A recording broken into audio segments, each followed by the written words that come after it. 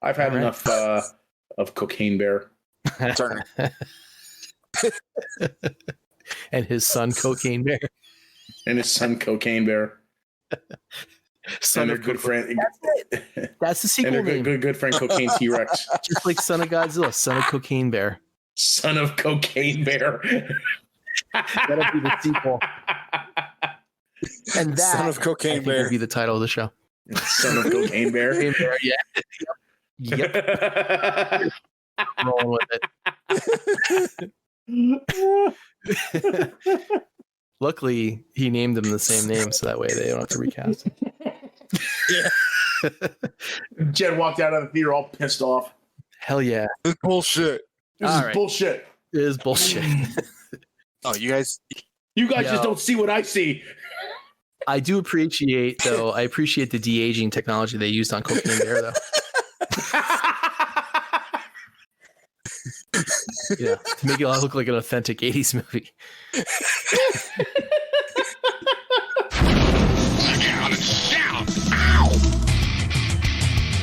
Welcome. You have now tuned in to the Blackout and Shout podcast with your host, Mike Kincaid. Can I tell you that Baby Yoda just annoys the shit out of me? That's because you haven't watched The Mandalorian. Oh, look at Baby Yoda, so cute. Levy Curry. Some people do all sorts of crazy stuff, like dinosaur romance novels. Those are really a thing. Taken by the T-Rex. A billionaire dinosaur forced me. Ravaged by the raptors. I wonder if there's audiobooks of them. And Jed Vargo. He was always like well known for wearing the Nazi outfit on. Captain Kangaroo? Captain Kangaroo. Didn't he have the... No. And he did not dress up as a Nazi either. So sit back. Mike, are you... Listen to me. Relax. Say, transform and roll out. And enjoy the show. Hello and welcome to the Blackout and Shout podcast. I am your host tonight, Levy Curry. Welcome to episode number 159. Joining me this evening, our good friend, frequent fill-in co-host, and just all-around great guy. Probably one of my favorite people, Mr. Josh Lawrence. Whoa. What? Was that supposed to be like the Arsenio Hall thing? Yeah, I was thinking Arsenio. What kind of Wow. intro was that?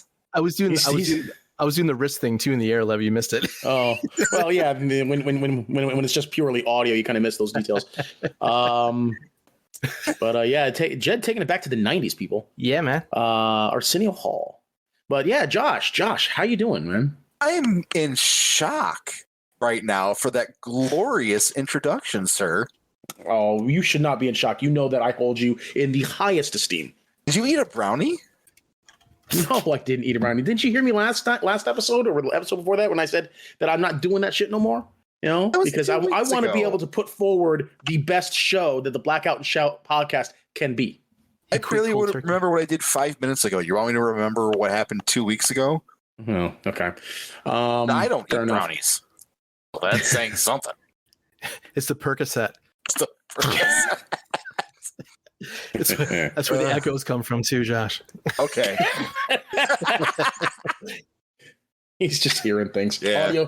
Audio hallucinations or auditory hallucinations. Yeah. It's a known side effect. So, and our the mainstay of the Blackout and Shout podcast, you'll always find him here on the air, Mr. Jed Vargo. Hello.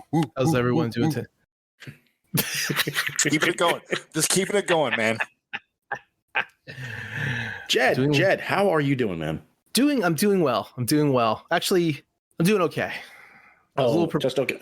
I was a little perplexed and upset earlier today, but I'm all right now. Oh, really? What happened? Is this something you want to talk about, or? Yeah. No, I absolutely want to talk about it, and I'm like, I had to call up a friend, and I had to talk it out with them, and realize that I'm not just fucking losing it, and I'm like not a part of society anymore or anything like that. So I don't know if you guys have seen it or heard about it, but I did put a link in the chat last night about this Brazilian transgender deaf mute woman who was on The Voice. Have you seen those clips? No. Okay. So I in the chat, and I put a thing and I said, apologize if you haven't seen this already, but she sings Whitney Houston's fucking song from The Bodyguard. What was it? I Will Always Love You. I Will Always Love You. Yes. Which actually was originally a Dolly Parton song that I did not know that until today. Yep. And it's fucking horrendous. It sounds it sounds like a fucking husky whose fucking owners just left the house. It's like right. And myself being somewhat of a musician, I was offended by this, that there are articles everywhere about how brave this person is, about how they killed and slayed the competition, about how wonderful this thing is. And I was like, this is something that shouldn't exist. I'm like, they should have never, ever had this person up in some type of singing competition. This is just a spectacle. It's like, it's borderline like abuse, because they don't know what they fucking sound like, but they're everyone's applauding and they're saying, yeah, great. It's all bullshit.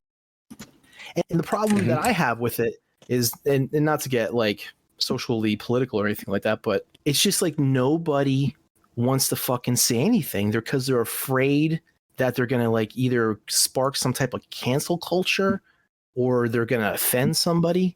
And it's like, someone just needs to fucking stand up there and say, listen, this is not a good thing at all. It's like comparing me taking a fucking trans quadriplegic, sticking a fucking paintbrush in fucking her mouth, and her drawing a fucking stick figure with her fucking mouth, and then putting it next to the Mona Lisa and going, well, isn't this, look how brave, look how wonderful this fucking piece of art is. It's terrible. I think so. Anyway, I wanted to vent. Sorry, Josh, I'll let you say in a second. I just wanted to vent because I felt isolated, because I sent that link to everybody in the chat, and maybe people saw it. I know Nate did, but I was just like, man, nobody is saying anything about this. I'm like, are they afraid of mentioning anything? Because I fucking was laughing my ass off. I couldn't fucking believe it. And it's just, I don't agree with anything that people are saying about that at all. And I'm not a bigot or a racist or any type of thing, but man, I can't, I do not agree with one iota of this fucking thing. So sorry, go ahead, Josh. I know you wanted to say something. I don't know if we want to get too into this conversation, but I think you nailed you hammered the nail right on the head, man. If people are afraid of cancel culture, especially celebrities, man, like they are tiptoeing around certain things, and that was probably why. And the fact that, what did you say? She was deaf, mute? Yes. And trans? Yes. And not to sound racist, but what skin color was she? White. Oh, well, no, you've almost got the trifecta there. And in today's society, you cannot say anything bad about anybody, or the entire world will turn on you like that. Well, they should. I don't care. I'll be a martyr. Yeah. I mean, all right. I get it, but moving on. I just watched it. Did you? Okay, yeah. Josh, have you watched it yet? I'm going to actually, while you two talk, I'm going to watch it. Okay. I got the link for you. When you said that it sounded like a husky moaning and whining in the kitchen, right? I thought that was just hyperbole for just how bad it sounded. No, you were being literal. She sounded like a howling dog. Yes. And look, I'm all for tolerance and acceptance and all of that. But there are everybody doesn't have to be good at everything that they try to do. That's right. They don't. In order to sing, you have to be able to know what sounds you're making. You know? And when you're deaf and she's mute, she can't speak, right? You said she's mute, right? Yeah, mute. Yep. So that tells me that she's been deaf from birth. Could be, yeah. music's not for her. It's not her thing. I don't even understand how she could have gotten a love for music, never having experienced it. Well, I do know there's sometimes deaf people they'll like feel the vibrations coming from like a speaker. Okay, yeah, I mean, Like a okay, music thing. sure. Now, there's another woman that I saw on like one of these shows. I think it was America's Got Talent, where she was a musician and performer, and then she went deaf and lost like either most or all of her hearing. Right. But she was still able to continue to perform because she still knew how to play her instrument and knew how to sing. So she was basically staying in pitch and on key from memory from what she sounded like. I see what you're saying. And you're like saying like an artist painting when they were blind at birth because they don't really know what a color is. Right. So like this woman or this woman I'm talking about, she sounded amazing. She was absolutely she sang the hell out of that song. It was fantastic. You know, that's the kind of inspirational story that I like. This was I was embarrassed for her. Yes. Like it was so cringy. Yeah. And like everyone's reaction, like the one guy I saw, he had his hands over his eyes. I couldn't tell. Like he looked like he was cringing himself, but then at the end he started applauding and everything like that. And I'm pretty sure he was doing that just so he wouldn't be labeled, you know, a bigot or evil man or whatever. Yeah. But that was not good, man. That's I'm sure that she has plenty of other talents or things that she could do other than singing, because singing's not her thing. So here's the first article that pops up on Google. Deaf and mute trans woman belts out a beautiful and brave cover of Whitney Houston classic. It takes courage to perform under normal conditions. All right, I'll give you that. Imagine being deaf, mute, and part of the most marginalized group ever in existence. One deaf, mute trans woman showed us all the true definition of testicular fortitude as she slayed on stage, belting out a Whitney Houston classic. It was actually Dolly Parton classic first, but we don't need to get into that. It's unclear what singing competition is from who was brave. Brave, again, second time used the word brave. No, third. It was in the title. And beautiful performer. The video is going viral. As you can see from there, blah, blah, blah, yada, yada. So it's... This got to be a joke. It has to be, because they said if you found, to those of you who aren't enlightened and tolerant, you may have found it difficult to understand what she was singing. Here's a transcript. Sorry. It's the fucking lyrics. Okay, whatever. So I challenge anyone to know what she was singing without having been told it ahead of time. Just listen to what she's saying. What she's singing. Okay, I use that loosely. Right. What she's singing, and I challenge anyone to identify the song. Okay. I think what's worse about this whole thing is that they give this false impression that she's actually doing something really well. Mm-hmm. Yeah, and it's abusive. It's well, it's. I don't think it's. I don't think it's fair to her. It's where we are now. Frankly, this is where we are. This is what we've done to ourselves. We have done this to ourselves, and this is exactly where we are right now as a fucking social media society. Yeah, I know. And I just want to make sure that I was not alone, in my opinion. That's all. I mean, I don't want to be mean, because I mean, maybe it still takes guts to get up on stage in front of people and then do that. Imagine if you had a kid. And the kid was like 6-7 years old, and he's fucking playing the fucking, I don't know, let's say he's playing the fucking flute or some shit, and he is terrible, or even just sing a singer, right? And the parents and the family and all the friends are like, "You sound great, Johnny. Oh my god, so good!" And they're applauding, and he thinks he sounds great, and then he goes to the school, and the school should sing, and everyone's applauding, and they're like, "Oh, he wins the singing competition at fucking." And then when he gets to real life, they're like, "Oh, go ahead, try out." He's like, "Oh yeah, everyone's," and they're like, "Wow, man, you fucking suck. You're terrible." And they're absolutely crushed. Yeah, and they're absolutely crushed because all these people just gave her a false sense of fucking hope and fucking a false sense of accomplishment. Yeah, and then now they have nothing. That's exactly what's happening. And you know what?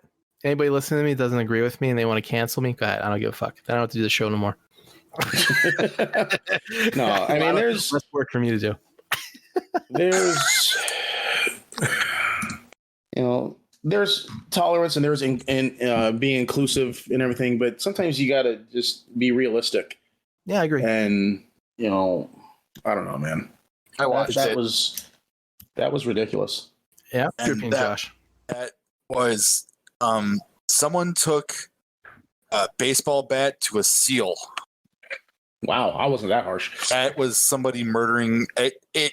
I'm agreeing with Jed here. Like this, the only reason people are applauding her and giving her the praise is because she's signaling. It's because she's deaf, she's mute, and she's trans. And for her to go on stage in front of millions of people and quote unquote sing, that's why people are applauding. And it's like the fact that she's trans should have nothing to do with anything. It has everything to do with it because that's what the I'm saying it shouldn't. It absolutely shouldn't, because it has nothing to do with her singing ability. It doesn't. I agree with you, but you know what? They brought it up because if they didn't, someone else would, and someone else would.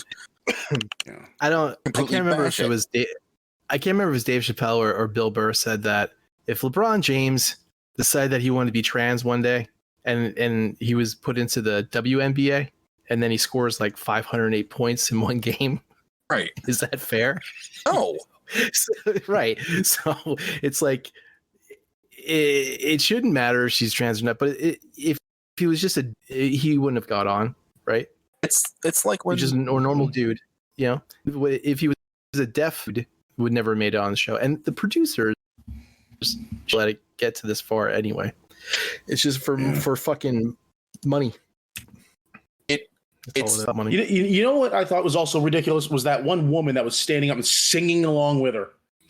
I think she was there just to, or was she the a coach? Yeah, that's what I thought. That's what I thought. Is that what it was? I thought that was one of the judges. No, I think she was a coach. Oh, okay. It's still, it's just ridiculous to me. You can have a husky running around and just fucking have that audio track on it, and you wouldn't never tell that was a human. It's just it just shouldn't be this way. I mean, you can bash and laugh at it as much as you want because it's fucking. I started laughing as soon as I saw it because I'm like, this is a joke. It has to be a joke. This can't be fucking real. It's so incredible. It was just. But anyway, yeah. So that was early today. I was all mixed up with my my emotions and my opinions, and I'm like, am I wrong? Nope. Am I wrong to fucking think this? Am I? Nope. I'm like, No, all right. Nobody said anything in the chat, and I'm like, are they afraid to say something? Yeah. It's just like, are you afraid to say that it sucks? Because I think you know what it reminds me of? The old story of the Emperor's New Clothes. I was thinking about that earlier today, Levy. I thought the same exact thing, dude. Mm-hmm. Yeah. Do you remember that story, Josh? Did you read that when you were a kid? Yeah, I watched the Disney movie. That's the Emperor's New Groove. He turns into a llama. Yeah. Oh, I do remember the Emperor's New Clothes. Yes. Yeah. Basically, the story ended with him walking down the street completely naked. Yeah. I remember. One small boy was the only one that was brave enough to fucking say, "Hey, he's naked." Do you know what's a modern interpretation of that fucking story? Emperor's New Groove. George Lucas and the Phantom Menace.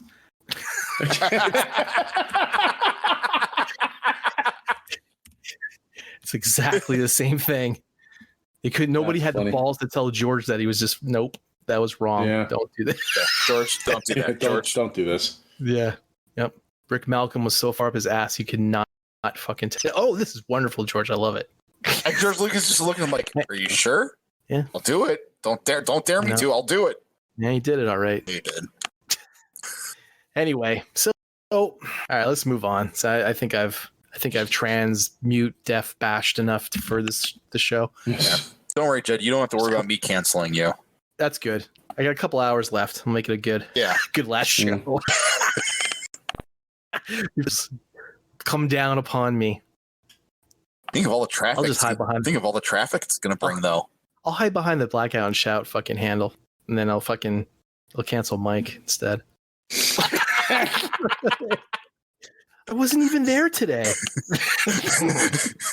Just the three of you guys. I wasn't even supposed to be here. It's just the three of you guys like standing next to each other, hanging out, and someone walks up and goes, "Which one of you is Jed Vargo? I heard you guys talking and bashing that trans deaf woman. That's terrible." And Jed just looks around, just points to Mike. That's Jed right there. Yep, I do that anyway. I know. Anybody asks who I'm? I don't know who it is. Could be some angry husband. Who knows? Anyway, so yeah, that was my conundrum. How about you, Levy? What about anything? Me? How are you been today? And all that jazz. Well, I got COVID again. Yeah, I got COVID again, man. Fucking Thanksgiving Day, I got sick. Yeah. Freaking, I got up that morning, right, and I had a scratchy throat and like stuffiness in my sinuses, right. And so I thought it was just just allergies or sinus infection or whatever. Didn't even think it could be COVID. So I gathered my stuff for cooking from the turkey, gathered that up, packed that up in my car, went over to my mom's house, set up, started frying the turkey and everything. I was sucking on cough drops, all morning and everything, to soothe my sore throat and everything. And I was fine most of the day. The turkey was done. Your turkey and the cookie? Yeah. The turkey turned out great and everything. We sat down to dinner around 2:30 or so. It was me, April, my mom, her husband, and April's parents. And throughout dinner, I started feeling a little, it started hitting me. And after dinner, I went and laid down in my mom's chase lounge in the living room, and I just snowballed. And eventually, I got the chills, And so then I was just like, I can't stick around. I got to go home. And even at that time, I didn't think that it could be COVID. I didn't even think about COVID. Let me ask you this real quick. I've never had it. So when you said it hit you, what hit you? Fatigue? Is that what it was? Well, just general, the stuffiness just spread throughout my entire head. It felt like, and I started getting a headache, and like I said, I wasn't feverish. I didn't have any fever, but all of a sudden I started feeling really cold, and so I packed up my stuff and I went home, and I told my mom, I said, "Look, I'm not feeling good. I'm going to go." When I got home, well, before I left, April said, "Why don't you go home and take a COVID test?" So because we had a bunch here, yeah, and so. So I was like, all right, fine, I'll do that. So I got home and I took the test and it came back positive. And I'm like, shit. So then I waited an hour because sometimes these things get back false negative or false positives and stuff, right? Right. So I took another test an hour later and it came back positive again. And I'm like, damn. So I called my mom and I told her. I said, yeah, I just tested positive for COVID. So so then I called a doctor. You know how they have the web services where you can do an online meeting with a doctor. Sure. So I met with a doctor online. She had me take some vitals and stuff like that, and I told her look, I already tested positive on 2 at-home tests, but for work I would need to get a lab test done. So she set me up for that. She put it in my chart and just told me to go to my nearest St. Luke's urgent care center. There you go. Yeah, urgent care center. So the next morning I went, right when they opened up, they took the test and said I'd get the results back the next day. And then, I called my work, my manager. I told him, I tested positive for COVID and stuff like that. So yeah, it sucked. Thursday, Friday, and Saturday were the worst. I actually felt pretty sick. I'm vaccinated and boosted, but I haven't. The last booster I got was back in December last year. No, so you don't have the new one. Yeah. So, but I felt pretty sick on the first couple days. But then by Sunday, I was feeling a bit better. The worst part was like in the mornings, I would wake up and have like this raging headache. It was like this horrible headache and a really dry, sore throat. But then when I would take a shower, that would all go away. So, and I wasn't sleeping well either. Like I would be waking up like every hour. Yeah. With like just that horrible headache, and no amount of Tylenol seemed to do anything for this particular headache. So yeah. So but Chin did, huh? Like yeah. steam. Interesting. Yeah. So yeah, like I took a shower and I was fine. And then so I was off from work Monday and Tuesday, and then I went back to work on Wednesday. So definitely not as bad as it was the first go around. I know. At least I guess not. You went up in the hospital this time. Right. Yeah. Yeah, I was saying, Josh, I said, geez, I don't know if I should take back Levy's Christmas present or not. See if he made it.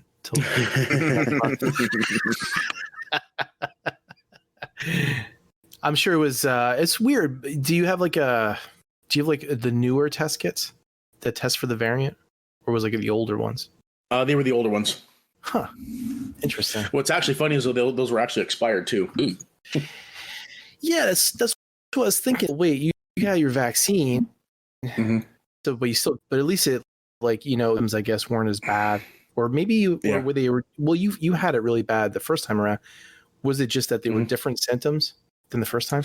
Yeah, this didn't get into my lungs this time. The first time it attacked my lungs pretty aggressively. Just remember I had the double pneumonia. I was coughing up bloody phlegm. Yeah, I remember that. Right. So I was having trouble breathing.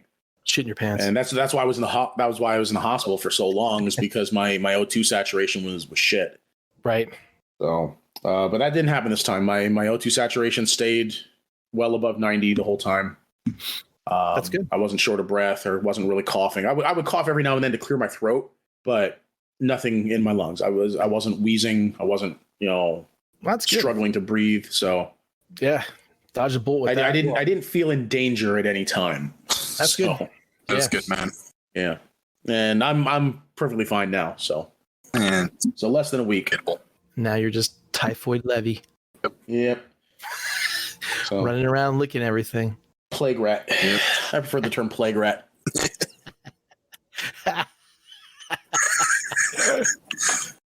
Oh, and my mom and her husband Dennis ended up getting sick. Oh, that sucks. Did they get COVID? COVID? They're not too bad. Yeah. Okay. Yeah, but they're not too bad. Well, that's good. Mm-hmm. So you were and April got the sniffles too, but she's fine. Typhoid Levy. Mm-hmm. Yeah. Bubonic curry. Bubonic curry. Nice. I think I kind of like that one. So that was my week. Good week. Oh, Josh, you got any hauls, shout outs, plugs, anything? What you got? God, I think the last time I was on this show was pre-TFCon, right? Mm-hmm. Yeah. I haven't gotten anything within the past 2 weeks, but I did get a huge Michael Kincaid size haul back at the beginning of November for my birthday. I turned the big 4-0.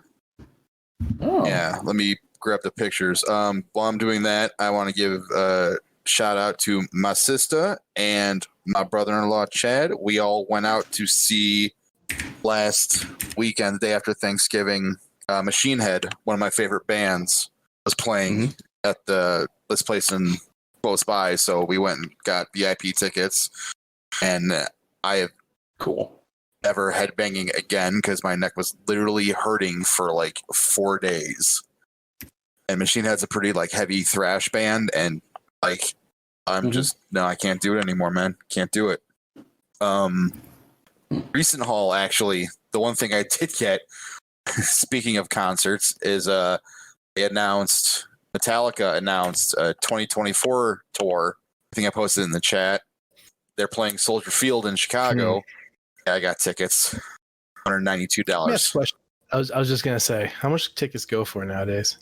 The place for Machine Head, that the VIP was $100, and it wasn't like like an auditorium or anything like that. It was just like a House of Blues kind of thing where like it was. I'm sorry, Josh. I wasn't laughing at you, Josh. I know. I was just I went back to the chat and I saw the link I pasted and stuff, and then right underneath it said sorry about the dog barking. And you meant your dog, my dog, not the video. Sorry, it was just too funny. Yeah. Anyways, wait, what chat are you posting these in? Because I'm not on air. On air, I'm in there and it's not. Yeah. Scroll down. The one up. Oh, there. No, story shit. about the dog barking. Should have been more specific when I said sorry about Rhea barking, but whatever. Anyway, so there it is. It was $94 a ticket, but the VIPs are only $6 more. Yeah. So you didn't want the VIP? No, VIP. So I don't do the floor anymore. So I don't go into the pit. I don't do any of that shit anymore because I can't. Yeah. For my health. Not for everybody's safety. For my own health. Fragile bones. Yes. So the way it was the Forge and Joliet. So it's the floor, and then there's a balcony that goes around the entire venue, and that's the VIP. So they should put the mosh pit. Let's push the mosh pit on the balcony. Oh, that would probably be more entertaining. It would be entertaining, but no. Like Eddie Van Halen, not Eddie Van, Eddie Vedder at the beginning of was that video Even Flow where he jumps off the balcony. Anyways, yeah. Well, he went up the side of the wall and he was going across the pipes, I think, or I thought it was the scaffolding. I thought it was the balcony he jumped off of. Anyway, I thought he was. Whatever. Yeah. It's been so long since I think it's been 30 years since I saw that video. Yeah. So, yeah, maybe. Speaking of feeling old, holy shit. When was that came? They came out. Yeah, it came out early 90s, right? Yeah. 90s. Yeah. Those 30 years. Yeah. I continue. Sorry. That's okay. So before the story of concert tickets turns into something odd. So the Metallica tickets are going to be at Soldier Field, which is a sporting event location. Not sure which sport team plays there. I think it's the Sox. I don't fucking know. I don't listen to watch sports. But so that's why they're probably more expensive because it's at a stadium instead of a little venue. But yeah, so I'm going to that show. Let me ask you a question. Go ahead. When was the last time Metallica played at a little venue? I don't fucking define little venue. I mean, 40 years ago, yeah. maybe. But not only is it Metallica, so it's actually a 2-night event also. It's also 2 nights, I should mention. Just sleep over, right? Yeah. Night 1, it's Pantera, quote unquote Pantera, because it's Phil Anselmo, Rex, singing and bass, and then they've got Zakk Wylde playing guitar, and the drummer from Anthrax. I forget his name. Oh, he's playing the drums. That's good. Zakk Wylde's always a good show. Yeah, I don't know. Good performer. I'm hesitant to see it because I don't think it'll be the same, but I'll go see him anyways. Jeez. Because the other band, is Wolfgang Van Halen. His band, Mammoth WVH. Didn't even know if I didn't even know that he had a band. Yeah. Is it good? I've never heard him. So did Alex die too? No, he's still around. Oh, I think Alex died. Around? Yeah, did Alex die? No, right? Alex and Eddie. No, or was it Michael? What's his name? The bass player? Did he die? Oh, I think Someone the bass else player died is still besides Eddie. alive. Well, he was the one that wasn't he playing with Eddie Van Halen's son there for a little bit? Michael Anthony, that's his name, I think. Just came to me. No, Alex is still around. Look it up real quick. I just did. He's still around. You did? Well, then who He's age 69. Is Michael Anthony still around? Yeah, Michael Anthony's still around. He plays with Sammy Hagar all the fucking time. I swear to God, I thought somebody else from Van Halen died besides Eddie. Yeah, he's still around. I thought Alex Van Halen died too, Jed, so it's not just you. So, and then who's in his band? Wolfgang? I don't fucking know. Okay. Night 2 is 5 Finger Death Punch, whatever. But then Ice Nine Kills also. So I don't know if they're like a heavy metal band. All their songs are based off of horror movies. I don't know if you've heard of them. I have not.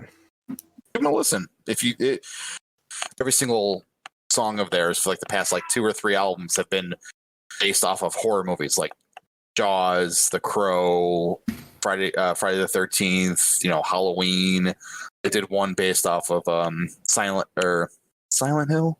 No, Resident Evil. So I usually listen to either progressive or emo. Is it either one of those things? No, it's not. So you're not going to like it. So I won't waste my time. Is it hardcore? Is it like heavy metal, or is it just rock? It's heavy metal. It's screaming. It's so it's like death metal. No, it's not death metal. But video game death metal. Horror metal. No, hardcore. Whatever. There's a genre for it, I'm sure. Yeah. Okay. All right. So that's if the shout outs haul wise. So like so I timed it perfectly to where the Chosen Prime would ship my stuff the day of my birthday. But one of the things I got was AEW Unrivaled Supreme Collection Malachi Black. I'm happy he's back in AEW because House of Black always wins. I got Fans Toys Mindwipe. I got a bunch of G.I. Joe. I got Spirit. I got Sergeant Stalker. I got Crocmaster, Tomax, Zaymot, a couple of corporate officers. I got the. Did you see Sergeant Stalker? Yeah. Who's that? Sergeant Slaughter? Sergeant Stalker. Who's that? I'm not familiar. Sergeant Slaughter, he ordered off a Wish? No. You know who Stalker. You know who Stalker is. Come on. No, I don't. I know who Stalker. Is he a sergeant? Yeah. Stalker. He's the dude that had the jetpack though and the beret, right? No, he's the one with the scarf. Who's the dude with the jetpack and the beret? The black guy. Yeah, that's him. I don't remember him having a jetpack. Yeah. Well, in the opening credits, flying in a jetpack in the cartoon. I don't remember. Here, I'll do the. Here, copy this. And where did the chat go? Here it is. Come on, paste, you son of a bitch. There we go. This guy. Hold on. Where are you? Yeah. Yeah, Sergeant. Oh, you didn't come with a jetpack, man. No, it doesn't come with a jetpack now, but that's Sergeant Stalker. I've never heard him called Sergeant Stalker. I heard Stalker, but not. Oh, or is that just me? that's just you, man, because I've always known him as Sergeant Stalker. Levy? I mean, I've never heard of that. his original toy wasn't called Sergeant, but that's always what I called him. I don't fucking know. I think that's just you. Yeah, I think it's just me. Here, hold on a second. What happens when he gets promoted? Then what? Captain Stalker. Is that when you start calling Captain Stalker? Yeah. All right. Anyways, going back to my haul. I'm sorry. I just don't. I'm sorry. I find it humorous because you're calling him by his rank, but I've never heard him called out. The only time I ever heard anyone called by their rank was Sergeant Slaughter. Yeah. And that was it. Oh, and by the way, here I just took a screen cap of the. Okay, so he's the opening. in the cartoons. Got the rocket pack. And, yeah, and his dynamite, but he didn't come with the jetpack, huh? No, that's a rip. Yeah. What's with the scarf? I have no idea. The whole. I don't remember his original toy coming with it. Must be a modern interpretation of his camo gear. That's what Classified Series is. It's modern interpretation. Yeah, true. And that's okay. Continue. Sorry, no, it's okay. We'll be here all night if I keep interrupting you for every time. You tell me which figure you got. Anyway. Studio Series. So Sergeant Stalker confirmed. Got it. So I got Studio Series Junk Heap, Legacy Blitzwing, Tarantulas, and Wild Rider, and SH Figure Arts, Thor: Love and Thunder, Jane, Foster, and Thor, and the Mafex Jean Grey. I think cool. That's everything. Oh, and I'm also putting up new shelves in my office. I posted it in the group chat a while ago. Cool. I'm still working on that too. Nice. Yeah. Quite a hefty haul. No?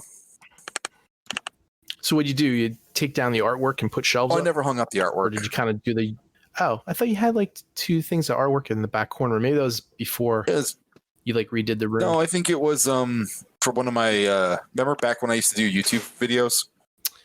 Vaguely. Yeah, me too. Levy, can you confirm or deny that Josh did videos before? Did he do reviews at one point? Oh, I don't know, It's man. been so long. It's been a while. I can't remember.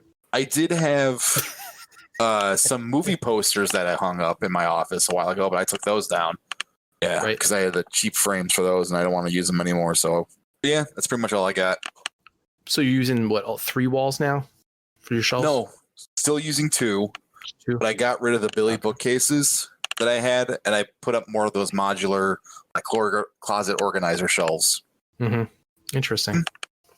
Just looking around for shelves too for myself, and my IKEA is always sold out of like these. I can't pronounce the word. But I they're don't know like what you're these talking about. open shelves. Some of the, I think it's like an S and a V and a J are in there with dots over the O. I think. But it's like they're like black metal frames, and they have glass shelves, but there's no doors. You know, it's just open type of thing, open shelving. I wanted to get those for my one wall, but they're always sold out. The one issue I've been having is for the very top shelf. What I've used is a what's the depth of it? It's like 7 inches and change, and nobody sells that anymore in black. It's either in like wood finishes or charcoal or white, or they're called Java, the color I have. So Coffee, I have to completely change the very top shelf, which pisses me off. Right. Well, you can just get a can of paint too. Yeah, it's just way too much work. I don't know. Apparently. Yeah. Cool. Yeah, that's all I got. Nice. Mr. Host, who's next? Jed. Well, let's see. Get? Well, I got some legends that were sitting in my stash for a long time. Didn't you say you were done with legends? Like I said, they were sitting in my stash for a long time. Then I finally had to ship it from BBTS. They were there for like half a year. I think there was Scorpion. What was the other one? Retro carded Scorpion from Spider-Man. Yeah, there was another one. I can't remember which one it was. But the other one was Beast with the lab coat. Did you take the lab coat off and put it on MP Bumblebee? I did. I tried it.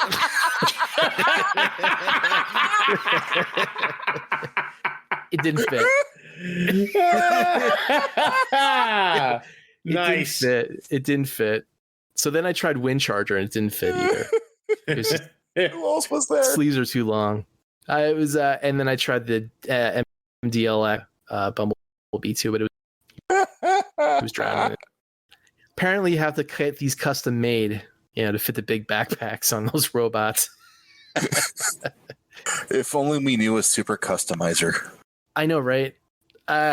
It was just really funny. This is the only reason why I opened it up, just to take the lab coat off of them and try it out. How easy was it to take the lab coat off? You had to pop his arm off and then take it off, but no, it was all right after that. You know who it probably would fit? It would probably fit like an RC or not like RC. The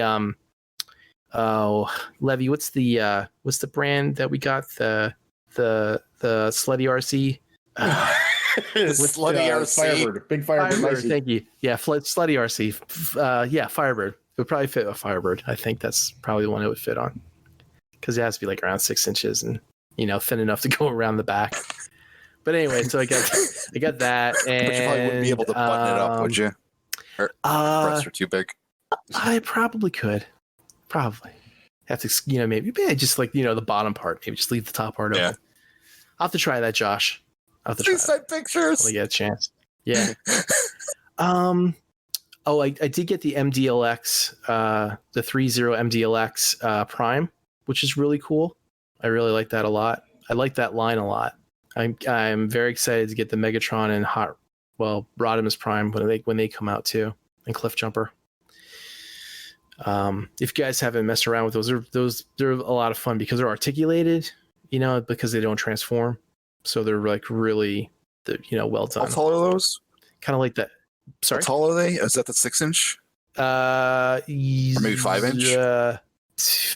Bumblebee is, I think Bumblebee's 5-inch, and I think Prime's 7. Because I saw those at TFCon, and those actually look pretty good. They're I like it a lot. What else did I get? Oh, I got the Demon Slayer one. That's about it. I don't really get into much. Like, oh, I know what I got today. I got the Spenkler's, the fuck's his name? Fucking the one Ghostbusters wand that they had on for the Proton pack. So I got that, put that, because I'm just gonna turn around and sell that with the Proton pack once that comes out, which will probably be soon, probably next year sometime. Sell it as a kit, because you they got the whole HasLab thing for the backpack for the Proton pack, but it doesn't come with a wand. What? So you had to buy the wand separately. It was like $130, I think, just for the wand. That's some bullshit. Yeah. Well, some people want the wand and not the pack, I guess. So now I have two. I'll have the two together once I get it. That's all the stuff that I got. So let's see. Shout out to fuck you. Let's see. Shout out to Hidden Tool. I just went and I read all the trademark. It took me a while, but I got them all out. They're all done. There's mints in there at all. What do you believe that the word superhero trademarked? Do you believe that, Josh? Oh, say it again. The word superhero is trademarked. Really?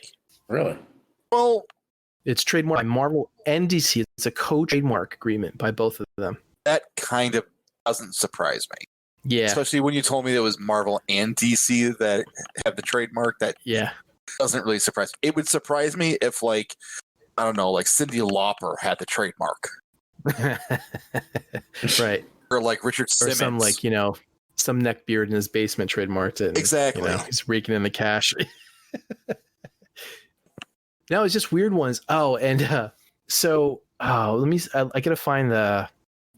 This is a good story too. When I was hunting down the whole trademark thing, there's a couple stories I wanted to mention about that. Let's see. Of course, it's gonna take forever. Well, I'll just and what it is. Anyway, so I was trying to think of another Mirage. Something that was similar, but So I was like, like Oasis or something, like whatever. So I found one. This is just really weird because Mirage is trademarked by Hasbro, and I was like Ghost. I'm like, okay, that worked. I was like picked like, it was like Blue Ghost or Ghost Phantom. Oh, that's what it was, Ghost Phantom or something like that. I think I thought of. I'm like, that's a cool name. I'm like, it could be a good band name or whatever. So I went online and I checked the trademark database to see if it was trademarked. And it was fucking trademarked. And I looked at what mark was for a military fucking weapons manufacturer that creates robots to fucking kill people. What? And I was like, how what a weird coincidence. Because I'm trying to rename a robot myself. Yeah, it's like I was telling George about it, and he's like, you should just unplug your computer. Someone's gonna be knocking on your doors.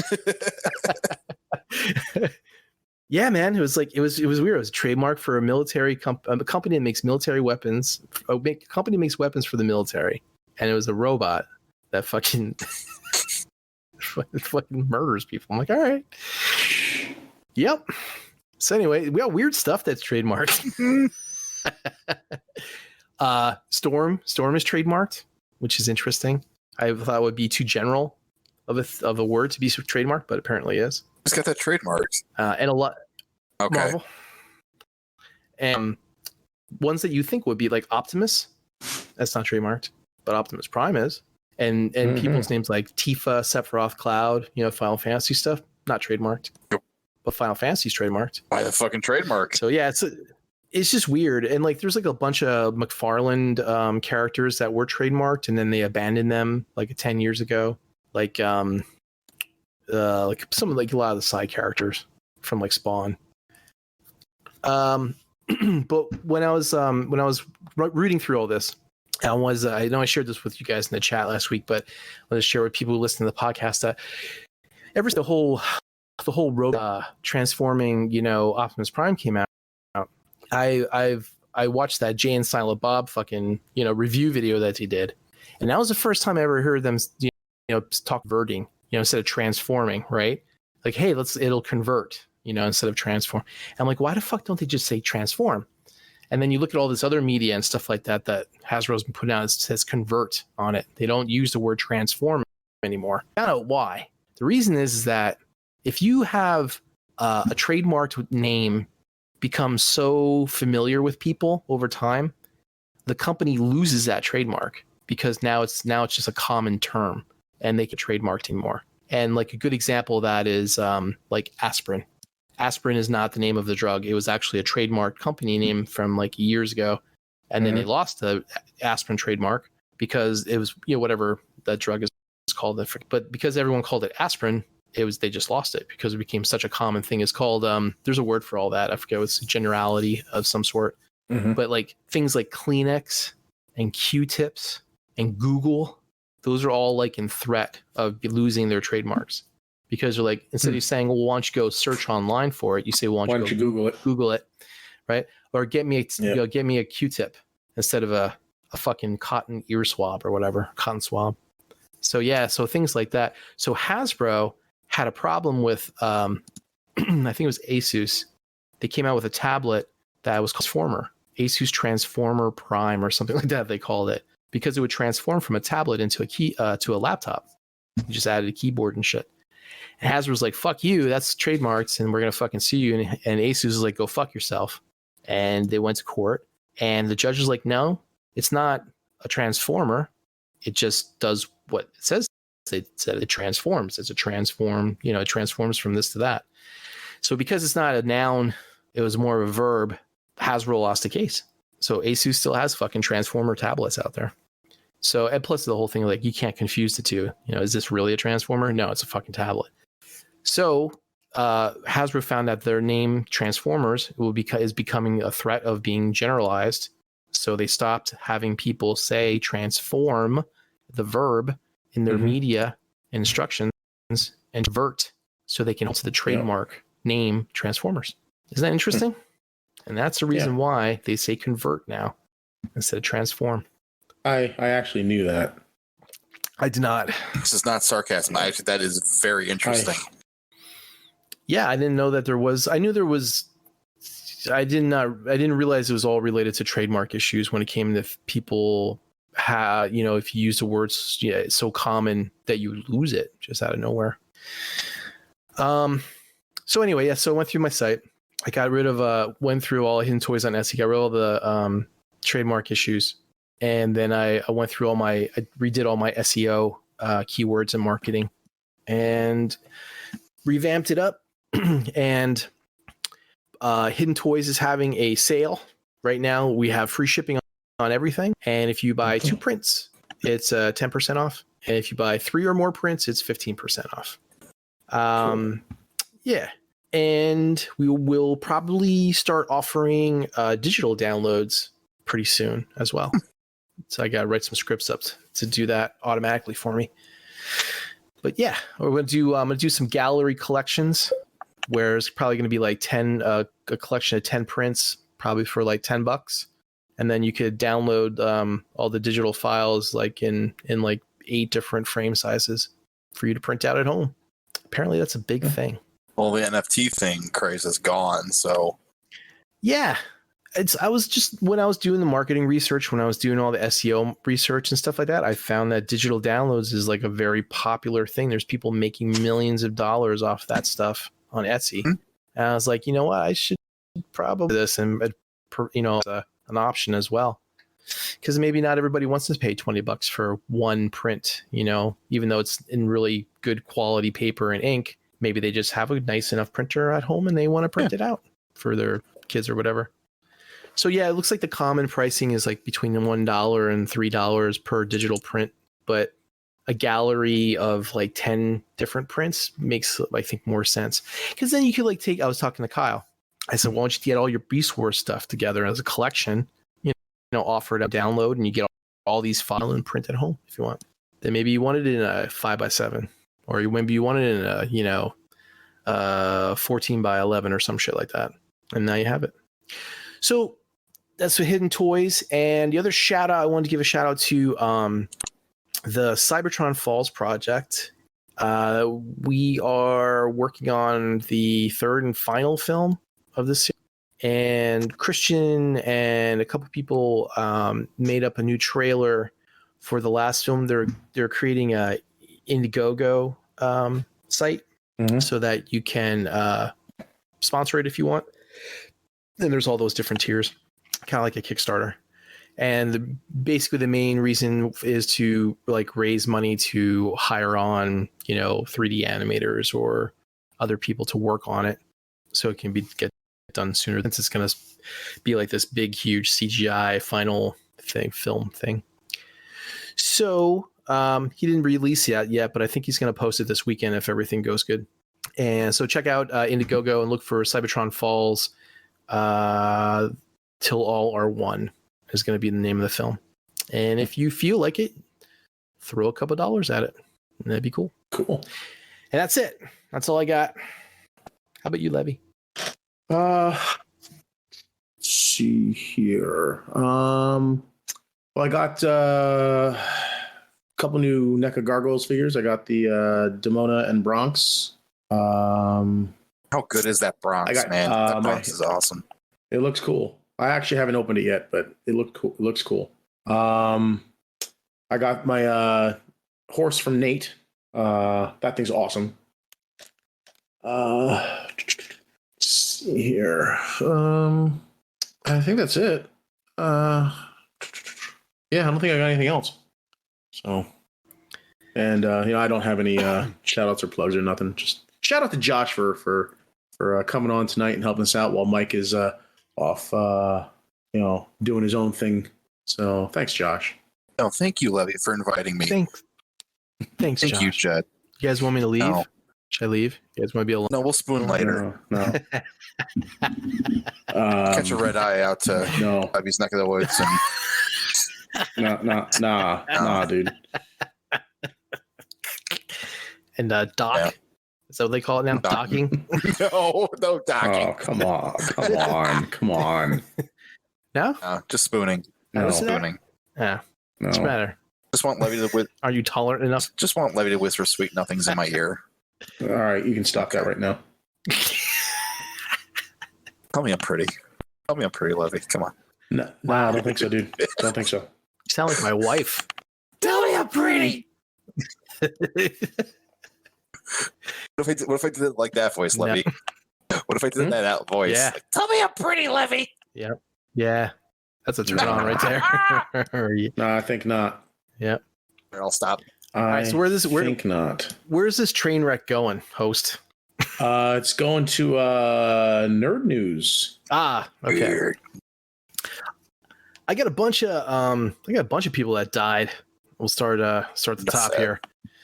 Some of you heard, you most likely heard of, some you have not. So we'll start with Christine McVie. She was 79 years old, English Hall of Fame musician from Fleetwood Mac. And she wrote the song Don't Stop and Everywhere. Integral part of that band. I think she wrote most of that stuff. Wasn't a big Fleetwood Mac fan, but I'm sure there's people out there were. I know I saw R.A. Salvatore wrote an article about it. He said that was his Songbird. I think that song Songbird was like one of the reasons why he started writing. So she was like a real big inspiration for him. So if there was no Christine McVie, no Fleetwood Mac, there would be no Driz and none of those awesome D&D books. Clarence Gilliard was 66 years old. He was an actor. He did a bunch of smaller parts and stuff like that, but I think he was in the Oranges was like his standout. Or no, wait, sorry, wrong person. Wait. So Clarence Gilliard was Clarence Gilliard was 66 but he doesn't Die Hard. And he was a black dude that said, "Oh my God, the quarterback is toast." Oh, and the quarterback is toast. That guy. So he died. Yeah. He was 66. He was also, he said he was Walker's Texas Ranger, right?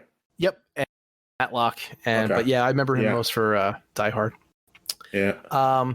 Here's one that I don't know who he is or really what he did. I'm sure he was a well-known British Royal Air Force officer, but the name caught my attention because Sir Michael Knight died, age 90. Actually spelled Knight. Michael Knight. I see. Albert Yun was 69 years old. He was a film director. He directed Sword and the Sorcerer, Cyborg, and the Captain America movie back in the 80s. And he died from complications from dementia. Do you remember that Sword and the Sorcerer movie? I remember that being good back in the 80s. What was it called? Sword and the Sorcerer. No. It's like one of the original kind of Dungeons and Dragons type movies. Like back around the time of Kroll came out. Can't say as a do. Let's see. Ray Nelson. This is a good one. So Ray Nelson was an American science fiction writer. He was 91 years old. He is known for two things, which is quite interesting. The first one is he's known for a short story called 8 o'clock in the morning that was then turned into a comic story in a scene called Nada. And that was the basis for John Carpenter's They Live. Oh. So he actually has about this guy. He saw a hypnotist. He goes back and he's like starts seeing all these people. They look like aliens. And, basically does the Roddy Piper type of thing, starts killing them and stuff. And it was basically not, word for word, but the whole basic short story was all about like kind of the basis and core for like movie. But the other thing that's quite interesting is that, let me see. I want to make sure I get Ray Nelson. So he's known for writing. He used to do like cartoons and stuff in the paper and stuff in the magazines and things. He's known for inventing the propeller cap. Remember, like back in the 60s, you'd see kids wear those multicolored caps and they have the propeller on top. He invented it.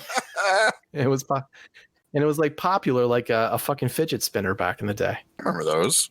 People wear them into work and everything. So that was Ray Nelson. That was an interesting one. Vic Carbata was 93 years old. He was an American comic book artist. He was around the times back pre-Marvel and was still Atlas. He did a bunch of Journey into Mystery, Strange Tales, Uncanny Tales. I think he actually did the first Journey into Mystery. And this was Comics Code Authority type of stuff. So he did a lot of horror, science fiction, art, and then he was doing like some Westerns and stuff. What I found interesting about his story was that he was like trying to shop all over the place, in New York, trying to get a job as an artist. And he went and saw Stan Lee, and Stan Lee was like, you suck, you're no good, get out of here, you're a bum, so he left. and he saw Jack Kirby, right? And he's like, hey, Jack, he's like, can you, give me a job? And Jack's like, he's like, you're not, I don't know. He's like, we don't really need anybody right now. You're not that good. So Jack Kirby was walking him out into the lobby, and he was like, this guy Vic, he was like, oh, by the way, this is my wife. And she was pregnant at the time. And Jack Kirby, being an awesome guy, was like, well, hold on a second. And then he's like, he wrote a note. He said, here, give this to Stan. He's like, and then we'll see what can happen. So he took this, went back up and saw Stan Lee, and he gave him the note from Jack Kirby. And Jack Kirby gave him a note to Stan that said that this guy was actually a really good artist. And he changed his mind, and he hired him on to Atlas Comics to write, to draw freelance. So he was even like, oh yeah, he's like, do you want to see my work? And Stan's like, no. He's like, if Jack says you got the job, he ripped at him. He's like, here, give this to me. And it was like the first, I think it was Journey into Mystery or something like that, or else. But yeah, that was an interesting story. And then he went later on to do art for Atlas Comics until I think like the 50s or something like that. And then he got out of it, and then he went and did his own advertising agency. and he actually got a bunch of high clients. He had like higher up clients like Jello and Kenner. He did some art for Kenner, and then he was known. He did the Pirates of the Caribbean posters back when they came out. So he was 93 years old. And last but not least, Jason David Frank was 49. Yeah. American actor, known for Mighty Morphin Power Rangers and MMA. He committed suicide. That's terrible. And my wife was just updating me on a story earlier. I guess apparently his wife came forward and issued some comments about it. I guess they had split up and they had gotten back together and they were out someplace and they were out for dinner or whatever. And they weren't staying together anymore, right? But they were at a hotel. So she had a room, he had a room, and she went back to her room, came back, knocked on his door, and he wasn't answering. And apparently that's when he fucking killed himself. Jeez. So there was like all this, negativity toward her, like you saying that she basically fucking killed him, I guess, or whatever, because he was that depressed, I guess, about the split up or whatever. I don't know. But that's a recent update on things. So I don't know. There seems like there's more to that story than just that. It's like you went out to dinner and you fucking went back and fucking killed. Something had to have been said that made him that fucking depressed. And he has 3 kids, I think, or something. Yeah, I think so. I don't know too much about him. Yeah. But yeah, that's all the people that died. Trailers. Yes. You want to move on to the trailers? Host. Sure. All right. Yeah. Which one you want to talk about first? How about you pick, Levy, since it's a good selection this week. You are the host of the most. Well, let's talk about this new Indiana Jones film. All right. Let's do it. Harrison Ford is officially old. Yeah, number of good trailers dropped this week. So actually, most of them yesterday. But it looks good. I'm cautiously optimistic, especially after Kingdom of the Crystal Skull. I never watched Kingdom of the Crystal Skull. I consider myself very lucky that I didn't. Yeah, it's not good. That's what I heard. It's not good. Put that on Facebook. Put on Facebook. Mark safe from watching the Kingdom of the Crystal Skull. It was okay. It was all right. There's one thing I would have loved to see in this trailer, but I'm glad they didn't show it, and that's Short Round. Why? It's that bit of nostalgia that will make a grown man cry to see Short Round grown up and coming back with Indiana Jones and everything for one last adventure or something like that, or even like a cameo or something like that. So I'm kind of glad it's not in the trailer, but at the same time I was hoping to see it. So my opinion is that exact opposite of yours, Josh.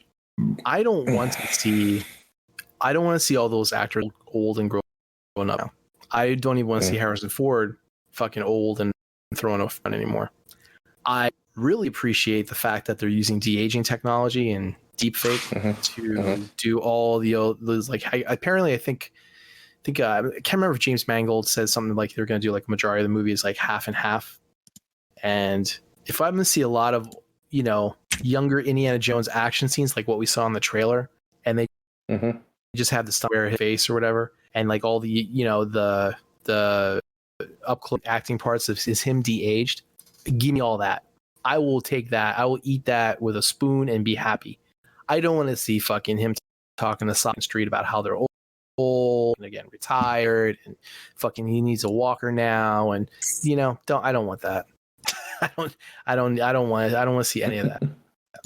So, and James Mangold's best known for Logan, so that this movie really good hands. The only thing that I know, I have a feeling at the end because James Mangold. 2 reasons. One, James Mangold did Logan dies at the end. Spoilers. Logan dies at the end of the fucking movie, right? Yeah. Right. But hey, this is what's probably going to happen to Indiana Jones. He'll probably die at the end of the movie, or go off into some other reality somehow, or go back in time. I don't know. But Harrison Ford, when he does interviews and he's excited about a movie like Blade Runner or fucking Star Wars or anything, and he's happy that he's doing that movie, that usually means the character dies. So he's been pretty happy about doing these interviews for this movie. And so I have a feeling that his fucking character is going to die because he doesn't want to work anymore. He's supposed to fly planes, Crash and, them. Bank Cliffs of Flockhart, and crash them, and wear earrings and drip beer and shit. I don't know, do interviews. I don't think he wants to fucking keep doing it anymore until he's fucking dead. So more power to the younger age scenes. I'm all for it. I was talking to. And Go ahead, Jen. go ahead. Josh. I was just gonna say, and kind of related to that is James Earl Jones signed off all his voice likeness so that they can keep making Darth Vader sound like him after he's dead, which I'm all for. Give me more of that. Because, I don't know if you guys realize this or not, but in Obi-Wan, I don't know if you saw it or not. I know that wasn't really James Earl Jones. I know. Yeah, it wasn't a different voice actor either. It was they synthesized his voice, and they had Hayden do the lines, but they used his. It's basically a recent recent AI text to speech type of thing where they put it on top of the performance, and I'm cool with that. If Harrison Ford signed off his likeness and his voice, and they want to make another Indiana Jones, and he's 100 years old, I would watch it because I like the character. If you find someone who's a method actor and cool, do it. I'm good for it. Most of these movies are animation now anyway, even though people don't realize it. They're just photo real animations. There's so much CGI in these fucking movies. They're basically watching a fucking realistic looking Pixar movie. So go ahead, Josh. Sorry. I was talking to a coworker about this movie today, and hi, Rhea. And he had told me, I don't know if this is true or not, but apparently the test screenings have not been positive, and they have changed the ending 5 times. I don't know if that's true or not, but if that is the case, it's so hard what's a good rumor or not, because sometimes people are out there saying this or that, and you literally have James Gunn or somebody come up and be like, no, that's not true. We didn't do any of that shit yet. It's a lie. And then sometimes when they do have something, they were rumors about the trailer itself, then it is true. But I don't know. Maybe. I again, from the trailer and James Mangold directing, I have a feeling it's going to be a good movie, and I kind of find it hard to believe that. But then again, what was that movie that did that? They had all these different test screenings, and they had all the different endings, and none of them were the real ending because they wanted to hide it. Can't remember if that was Empire or if that was something that was more. I know they recent. did that for Game of Thrones. I know what it was. It was for Spider-Man, for the last Spider-Man movie. Yeah, and probably for Game of Thrones too. Yeah, they purposely filmed scenes that were wrong for it, so that's just to throw everybody off. Which is fine. I don't care. Whatever, saves from spoilers. Yeah. So one thing I hope, and it's probably just my stupidity, but the Dial of Destiny, I hope to God this isn't fucking time travel. Well, it's clearly time travel. But I hope it's not. Because I hate fucking time travel. I like time There's travel. So I'm sorry. many rules to time travel that it just gets so confusing and convoluted, and it just makes no sense. If you time travel and you just have to stand there and you sneeze and shit changes, it's timey-wimey. And then you travel back in time again, and then you see yourself about to sneeze. You cover your mouth, and it alters it again. It's fucking just stop. Yeah, a good movie that has time travel in it will give you the rules of time travel. Butterfly Effect. So you're not guessing. Butterfly Effect was great movie. A damn good. One of the few Ashton Kutcher movies. One of the few time travel movies I actually enjoy because it makes sense and explains it perfectly. Yeah, not really, but it depends on what you explain purposely. Like from an entertainment point of view, or from a scientific point of view, because Back to the Future was the staple for decades until science came along and said, well, no, that's not really true. Doctor Who was never like that. It was always Doctor Who's version well, no, Doctor Who's version of time travel is always like time is like a rug with fibers sticking out, and there's you just so many different possibilities. It just doesn't really matter anymore. And the Doctor would always be able to see past, present, future all at the same time. That's why he was a Time Lord. So it was if whatever media it is establishes those rules, then then it usually is a good movie based on that. If they just do time travel this where it's just a flashback, or if he does a quantum leap thing where he just jumps back into himself in the past, that's okay, right? Oh boy. Henry Jones Jr. has leapt into the past to right what was wrong. That's probably what this movie's about. Who knows? It's I'm still gonna go see it. Like I said, I think it looks kind of good. Avi, what do you think? You've been quiet. No, I think I said what I thought of it. It just like I said, I'm cautiously optimistic, but whenever I hear that theme, it fills me with all the nostalgia feels. Yeah, it didn't like the Superman theme. Here's where it didn't have that. All right, here we go. Feel. You know what I mean? Because they kind of slowed it down. No, I don't know what you mean. When you hear dun dun dun dun dun dun dun, you like, all right, you start, your blood starts getting pumped. You're like, let's do this. Come on, Indiana Jones. He's gonna run, away from the boulder. But when they played it in this trailer, I just kind of went, eh. Well, it's because it was an epic version of the song. It was epic and nostalgic. It wasn't nostalgic. It just didn't sound right. It just sounded. I don't think you. I just don't think you get it, Josh. I'm sorry for not getting it. He's not really a real fan because he didn't see Kingdom of the Crystal Skull. So. I did, however, name my dog Indy. Josh is Nobody like gets that reference. Indiana Jones hasn't been. Josh is like Indiana Jones hasn't been good since River Phoenix has been alive. That's how long Josh has not been a fan of Indiana Jones. Now, did you not watch that movie because Shia, whatever the fuck was in the Shia LaBeouf was in the actual cannibal Shia LaBeouf? It had. When was that? Quiet. Shia LaBeouf. That was like right before. That was right before Shia LaBeouf went crazy, right? Well, he's always been crazy. That was post Transformers. Some people paid more attention to his craziness when he was in Transformers after the first couple movies. Yeah. No, I just never had no interest in seeing it because it looked dumb. And what made it look Shia dumb LaBeouf to you?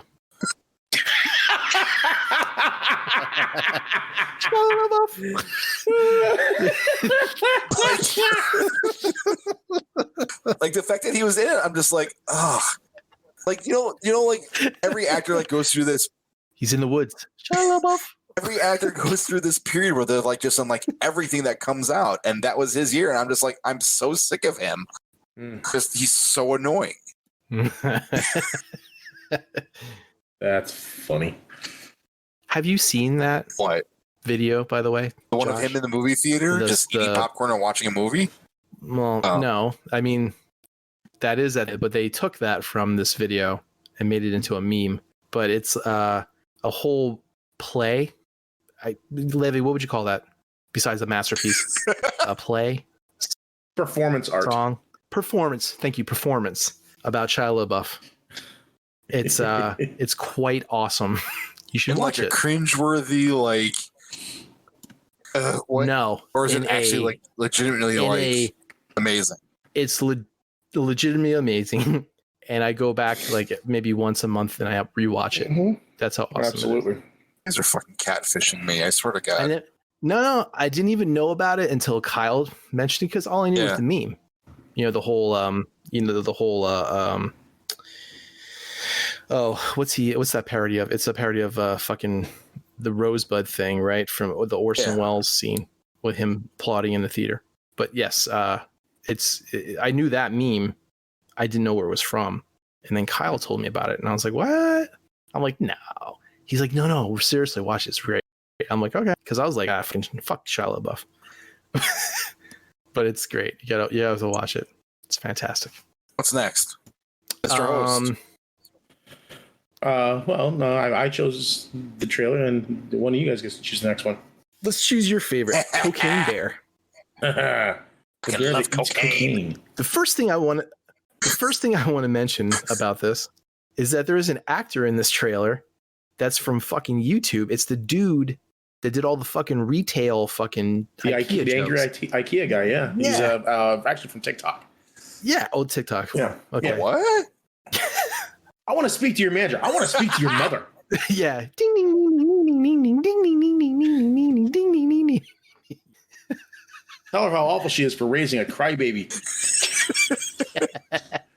Wait, We don't thank our donors. This isn't PBS. What the fuck is this from? You don't know. You've never seen these videos of this guy who's like he does these little skits where he's playing a retail worker responding to stereotypical bad customer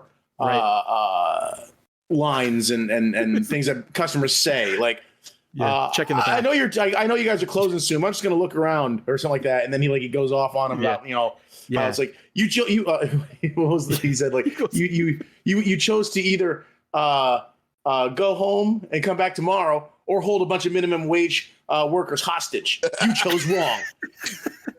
My fear is when he goes check in the back. He's like, there's no magical place in the back. These are just timesheets and some fucking donut soup brought today. Yeah. This is on YouTube? What do you think's back there? Yeah, and TikTok and Facebook and fucking all over the world. Watch some of these later. These sound It's fun. on like every social. Hey, did you get the discount price from the sale a week ago? What? we had a sale of 15 years ago. Where does it end, Diane? You want that too? Yeah, those are some really. You want that ones. sale price? You have to go through the quantum realm with Ant-Man. Yeah, no, I'll have to send you send you one of the compilations. Please do. This is funny. This sounds hilarious. But yeah, he's in it. Yeah. His name is Scott Seiss. It's the first thing I recognized as soon as I saw the trailer. I was like, "That's the dude from fucking YouTube or TikTok." Mm-hmm. Absolutely. So this is a terrible. It's gonna be a terrible movie. It's gonna be so terrible. It's awesome. Come on. I completely forgot about this weird news when Levy talked about it. I don't remember how long ago it was. And yeah, it was back in March of last year. I talked about the cocaine bear. Cocaine bear, the bear that eats cocaine. So anyway, for those of you out there who don't know what we're talking about, there was a back in 1985. There was a guy who was running some drugs, and he was flying in a plane over Georgia, and he had to ditch his drugs for some reason, so he tossed them all out of his plane. And typical Han Solo. Yeah. Move there, dump the cargo. A bunch of it found its, or they landed, in a forested area, and sometime later, weeks or months later, or whatever, people found the remnants of the kilos of drugs of cocaine, and they had been torn into by some animal. And then not far away, they found the corpse of a bear. And apparently this bear ate like 80 pounds of cocaine and then promptly OD'd and died. Right. As you want to do when you eat 80 pounds of cocaine. So that was the cover story. This movie. Yeah, that was the original story. This is the movie is actually what really happened. Yeah. So they decided to option it into a movie. And in this movie, now in the real story, there's no evidence that the bear went on a killing spree. But I mean, come on now. You're on 80 pounds of cocaine. What are you going to do? All right. You're a bear. Mm-hmm. You're, rolling in the deep, and you're going to kill some people. So that's what happens. And he goes after people. And what's funny is like in the trailer here, like the one guy's like covered in a fine dusting of coke. Yeah. Yep. That was my favorite part, actually.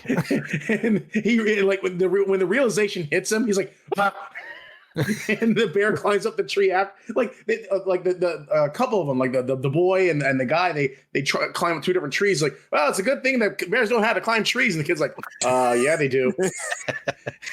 And like the bear is like, I guess going up after the kid, but then I guess like the wind takes some of the coke off the guy, and the bear smells it, and he like looks over the guy. He climbs down the tree, goes climbing up the other one.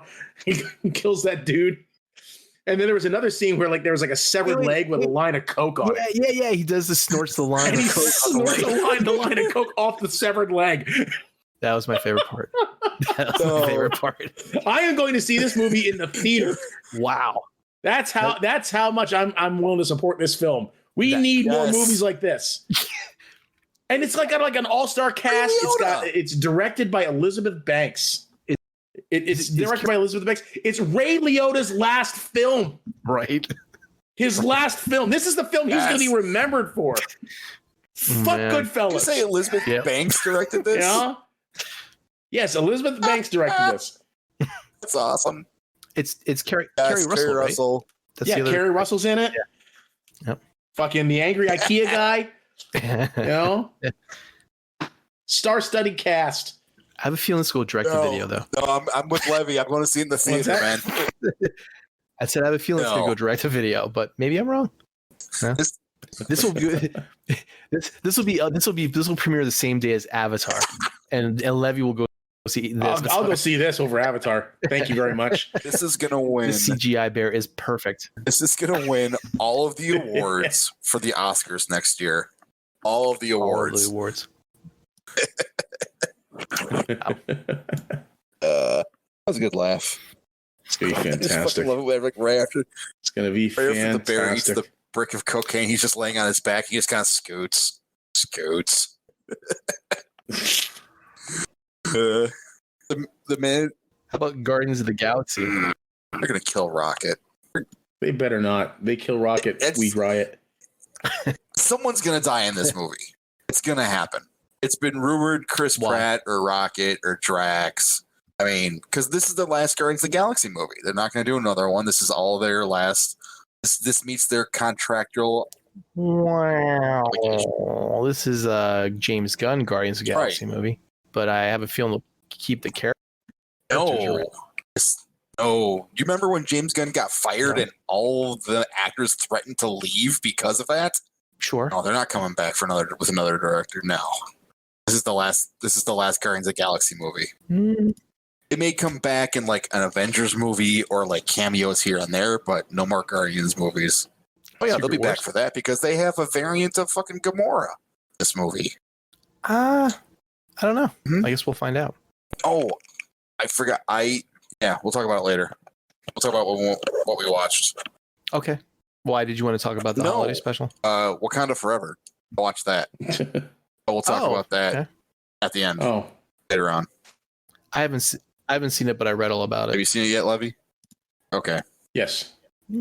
More than welcome to talk about it if you wish. I do not care for that film. I've already read all about it. But I watched the holiday special. Have you guys watched that? Yeah, but let's go back to the trailer for a second, Jed, because I want your take on the High Evolutionary. Well, he wasn't wearing his classic colors. He was. Didn't seem like he was very. He was. I didn't see him in the whole pink purple metal suit. Yeah, that's what he was wearing. Yeah, he was. In which part? Because I missed all it. All the scenes he's in. Saw that wearing the long garbs. Most of the scenes he doesn't have a helmet on. No, I'm talking about the 90s, metal Iron Man type of suit with the, the pink and the bands of metal. He's, I mean, they're not going to go back in the day. High Evolutionary War, the cross-annual High Evolutionary War series that was back in the 80s.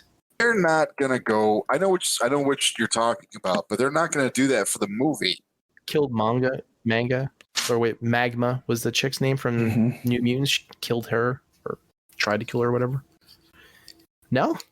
How about I know who you're talking about. How about from Ultimate Spider-Man? I know who you're talking about. I'm familiar with this. And here, let me he debuted it at Comic-Con.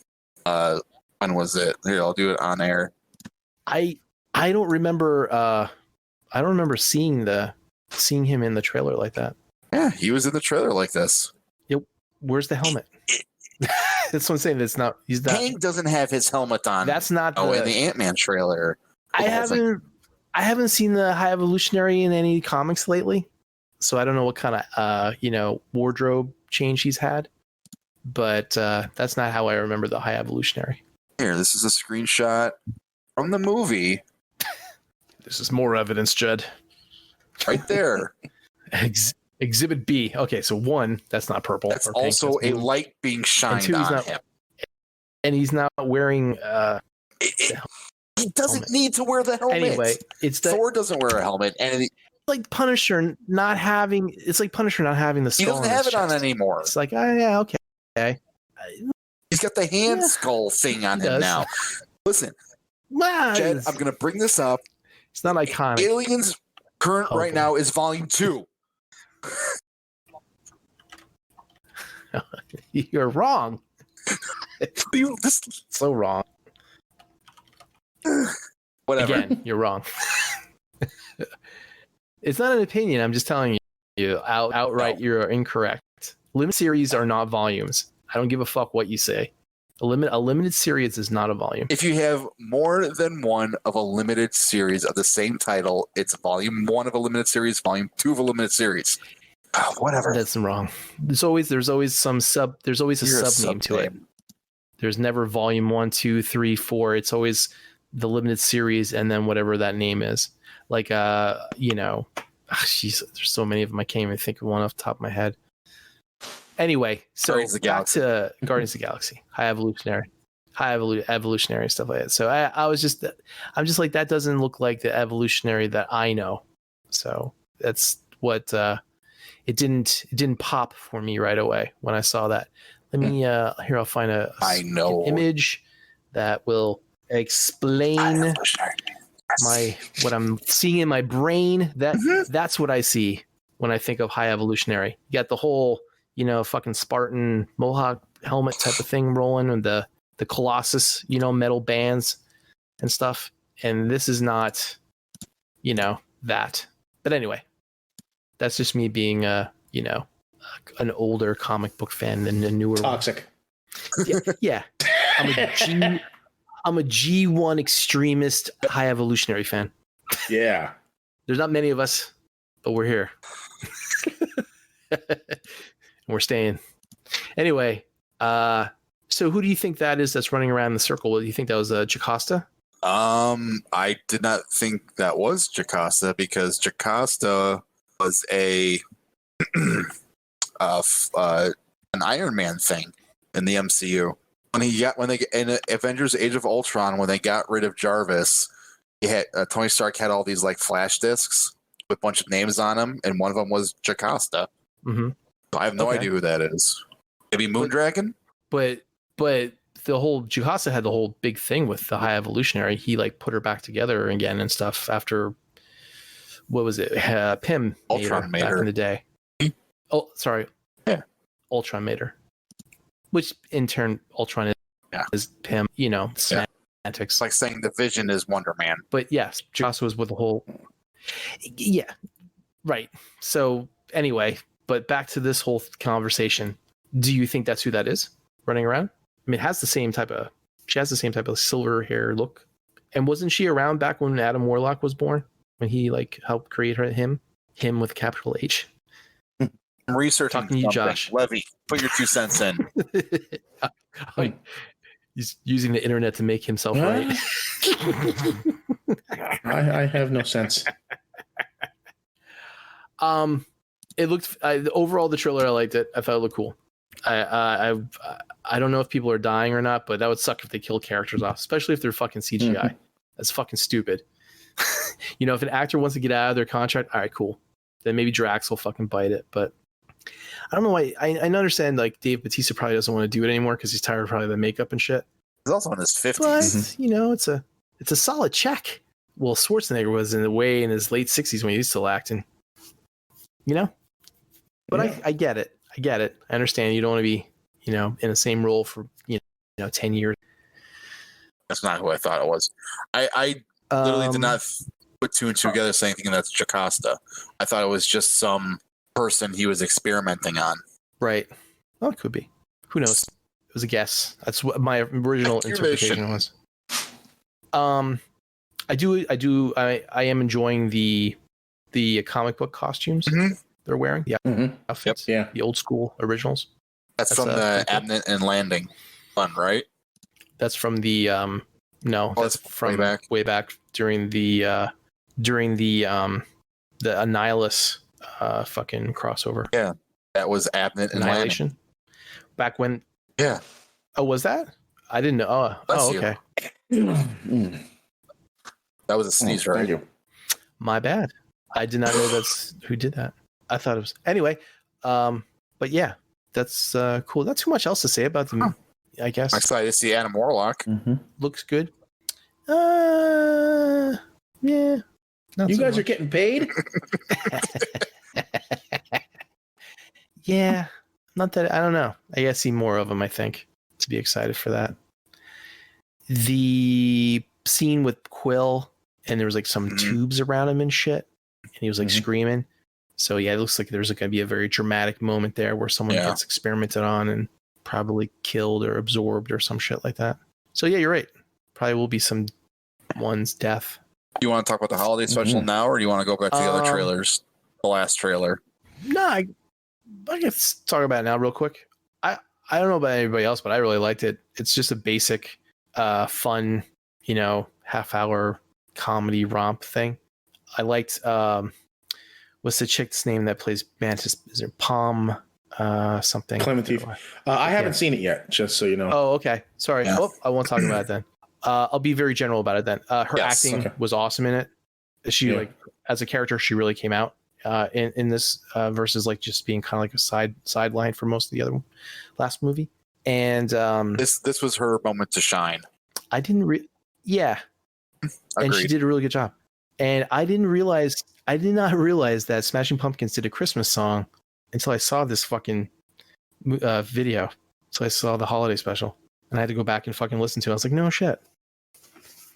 And that's all I got to say about it since you haven't seen it, Levy. Okay. So last but not least, right? We got Transformers. Rise of the Beast. Yeah. All right. Who wants to go first? I'm low expectations going to see this. Yes. Really? You weren't excited for the trailer? Well, after watching the trailer, you still have low expectations. You weren't excited? I tried not to get myself overhyped because a trailer's purpose is to get you hyped to go see the movie. And then you go see the movie and you're disappointed. So I'm going in. I did enjoy the trailer. It was fun. It looks fun. It looks awesome. I love the designs of the Beast Wars. Holy fucking shit. I can't believe I said that out loud. Like I like the way Airazor looks, Rhinox, Cheetor, Primal. They all look great, but I'm going in not expecting the same script that was Anything Everywhere All at Once. I'm going into it not expecting an Oscar-worthy script. It's Exactly. a fucking Transformers movie. You'll never get an Oscar-worthy script out of mindset, I will probably enjoy it more. Kind of like Pacific Rim or Kong versus Godzilla. You turn your brain off and just go watch it for what it is, and you'll enjoy it more. Don't sit there and nitpick everything and be like, yeah, that's not how it's supposed to be, guys. Yeah. No, just go watch an action movie for the sake of an action movie. No, fuck off with that. Don't technically, technically, the Beast Wars characters were only 7 feet tall, and I have no understand why Cheetor is so long. Because it's a fucking. That's what's all the. Sorry, Kyle. Shots, Kyle. Yeah. I was pleasantly surprised. That was actually had a lot of decent content in it. I really liked RC's design. I thought they did a really good job on that. Except whoever does RC like lately, they always make her thick. Like, what do you mean, like wide hips? Sure. Yeah. Yeah. Ooh, I'm down with the thickness. Yeah, I really enjoyed the part where Bumblebee dies. I mean, that's fucking cool. If they have the guts to kill him off, I would be very impressed. No, They're never going to kill off Bumblebee. They're gonna do it, and they're gonna bring him back in the next movie. I bet. As like he's coming back as Is he going to be the new Killer Bee. Optimus Prime? He's gonna come back Optimus or Prime. maybe they'll do Goldbug. No, again, it'll be his name will be Killer Bee, and he'll transform into like Waspinator and a Tesla. Be a triple change. And he'll have the main. Yeah, I don't know. It's a trilogy though. It's a planned trilogy of movies. So there's definitely going to be something at the end of this movie, and I think that's when they'll introduce a few of the other characters, Megatron and Scorponok and all the other beasts, the bad guys are Predacons, because these guys are Terracons. But they're so not only is the whole moment Bumblebee gets stabbed through the front and explodes and dies. That was Bumblebee's Prime. I'm still not sure why they put it. right. Right. I'm still not sure why. Maybe that'll be his resurrection. He'll come back as a fucking beast character. But like I said, besides him getting stabbed through the chest by, I guess that's Scourge. Where did you see him get stabbed through the chest? I didn't see him get stabbed through the chest. Yeah, he posted the screenshot of it in the chat. Yeah, I got the screenshots, man. Where? It's right around the middle of the trailer. Bumblebee comes run up to save Prime. The dude that Scourge that looks like Tarn turns around, fucking stabs him through the chest, fucking shits it sticking out of his back, and then his fucking power slide just blows. And whoever did that design for Scourge too is like very much Tarn inspired. So hey, if these Terracons, you posted a screenshot of it in the chat. Yeah, post a couple of them in the Facebook chat earlier today. Was that yesterday? I have seen, or was it? What? Yeah, yesterday. When did it come out? Here, I'm posting it in the. Or was it today? On air. He's not stabbing him through the chest. He's stabbing him through the chest. Dude. He's holding him by the throat. Levy's right. He's holding him by the throat. Do you see the fucking metal sticking out of his back? That's not. That's his underneath his door. Rewind it a couple frames and watch as he fucking gets impaled. Yeah. I'm not seeing shit here. Oh my god. Do I really have I'm not going to go through the trailer now. No, Jed, I believe you. I remember now. Yeah, he does get stabbed. But in the picture, he's holding him by the throat. Believe me. Yeah. It's there. It's right there in the fucking thing. I don't know. I don't see it. Did anybody else realize that was Ron Perlman? Well, yeah, because he was announced. Hearing fucking for about 3 months from Candace and Kyle and Tyler about how they never approached Gary Chalk to redo the voice. How they fucking completely glazed over the whole fact of bringing back the original voice actor. For their first time in the franchise. I mean, yeah, they got Peter Cullen to do Optimus. Is Peter Cullen the Optimus in this? Okay. Yeah. I mean, it is what it is. Yeah. I mean, it is what it is. How can I do this without? I mean, Beast Wars. Beast. I'm gonna get shit from Kyle and Candace and Tyler and Dakota for saying this, but I don't think Beast Wars is as widely popular as Transformers, the '90s cartoon versus the '80s cartoon. I'm staying out of this one. And yeah, me too. Yeah, I'm not touching that. Feel free to cancel me. I don't care. But I think that's why they. Yeah, they're gonna fuck. Oh, they're gonna cancel you. I will turn my phone on silent and turn it off and just wait a week. Josh is like, "Come at me, bros. Come at me." I didn't say Beast Wars sucks. I didn't say Beast Wars sucks. I am a fan of Beast Wars. This is why I invited you on so you could stir the pot, Josh. This is just my opinion. Take it for what it is. But that's, and there could be like some legality stuff behind them not getting Gary Chalk or anything like that. But that I don't think if people heard that Gary Chalk was voicing Optimus Primal, it wouldn't garnish enough interest in people to come see it. Because whereas Peter Cullen, people say, "Oh, Peter Cullen's coming back to voice Optimus Prime. Holy shit! Let's all rush to the theater." You know what I mean? No. Star power, man. Pete Davidson's in this joint. I'll get people to come fucking There you go. see it. I mean, I do have to say, Hieronymus Prime looks awesome. what'd you call him? Hieronymus Prime. That's his name, right? Yes. Dicks out for Harambe. Oh, what was that fucking meme that you and Jared were posting today? Nailed it. Nailed it. Remember Harambe Prime. Tyler, Dakota, Candace, And then Blackout, you see love you the guys. tear. Long as I Yes. Stir the pot, my friend. Stir it. All right. So look at these images I posted. All right.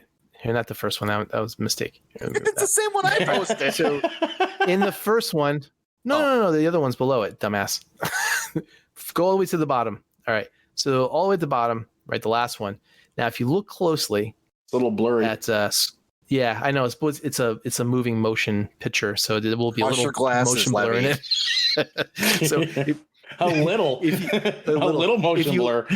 if you look at the bad guy's hand, see the little Mhm. spiky thing sticking out of there?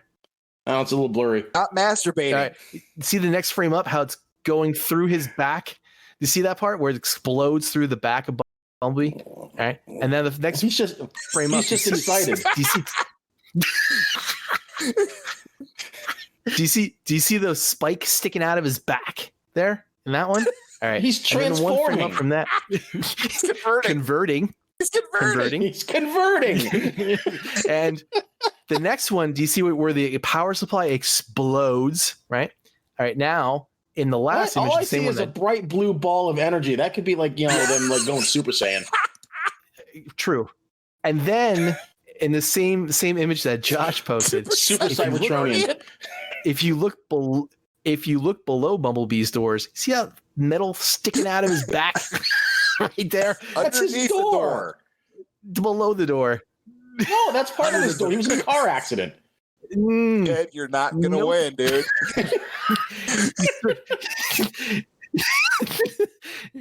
He certainly was in an accident, all right. His plot armor fell through. That's what happened.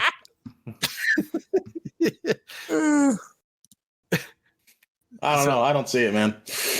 Bumblebee death confirmed. You heard it first here, folks. Edstradamus predicted it. Seriously, how can you not see that? I don't know, man. Like I said, to me, this looks like it's Bumblebee transforming and then going Super Cybertronian. Yeah, that's a thing. Hold on, let me get a picture of some copy. Want to get this in there too. Picture of a thick RC. Thick RC. Yep. Some birthing hits right Yeah. there. What you gonna do with all that? The converting. What you Oh, gonna I do am with down all with that that junk? thickness. All that junk inside that trunk. Yeah.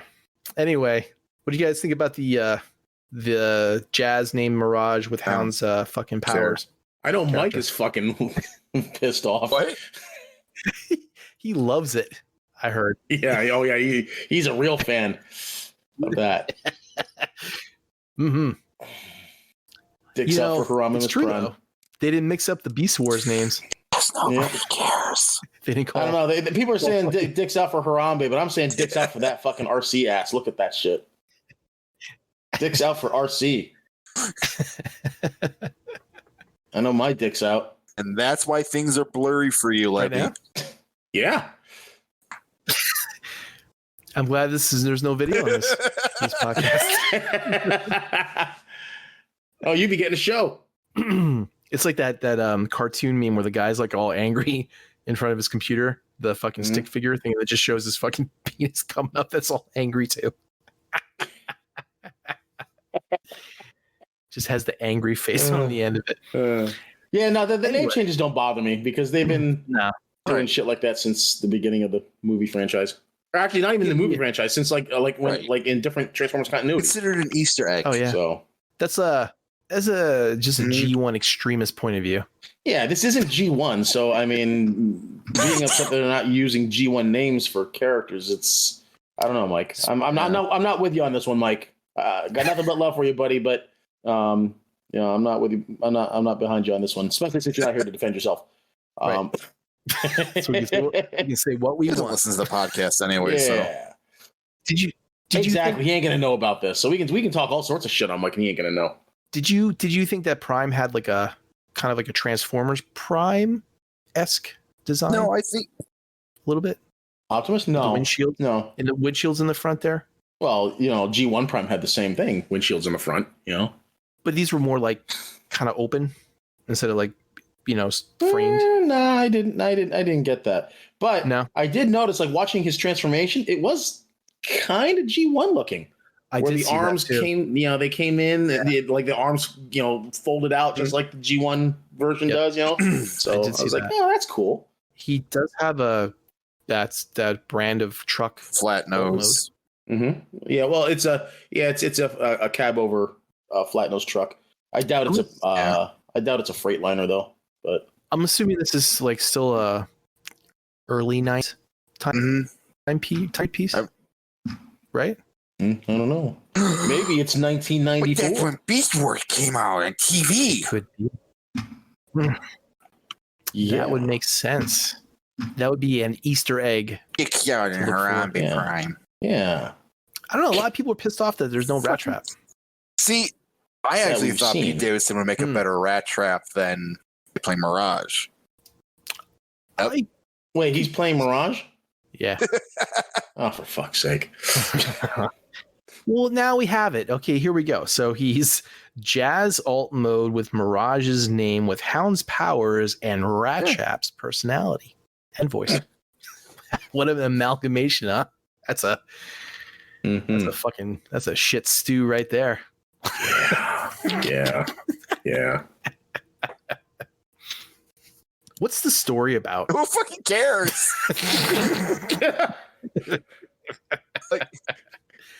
This is what the seventh movie, sixth movie. Seventh. Yeah, now And you're now you're worried about the story. Wow. I'm just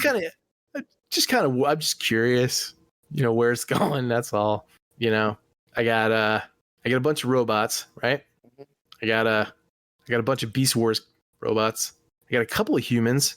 Some dude doing the cool fucking, the car still moving, jumping out of the fucking. Okay, seat hang thing. on a second. Yep, and you got RC's ass. If that were to, RC's ass. Is that supposed to be what's his name from that was Trax's buddy? Raul? Oh, Trax. Anthony Hopkins? From the cartoon. No, from the What cartoon. tracks? was his Oh, Raul. Is that supposed to be like a Raul. Raul? Yeah. He was like stealing the car, but became friends with him. So now we have Jazz's look, Mirage's name, Hound's powers, Rat Trap's voice and personality, and Trax's backstory.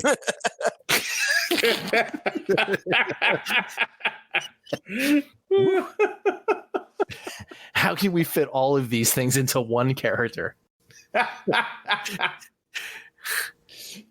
Yep. And there you go. That's funny. If Rise of Bombay. if in real life, if that guy were to walk out of that car like that, his ankles would be fucking shattered. He would not have survived that at all. He survived by the power of his smoothness. I've seen people get out of cars like that already, Oh yeah, all the time. That's what I Well, park. I wouldn't say. You don't park like that. Come on now. Yeah. My car just doesn't transform. Well, technically it does into an insurance claim, but yeah.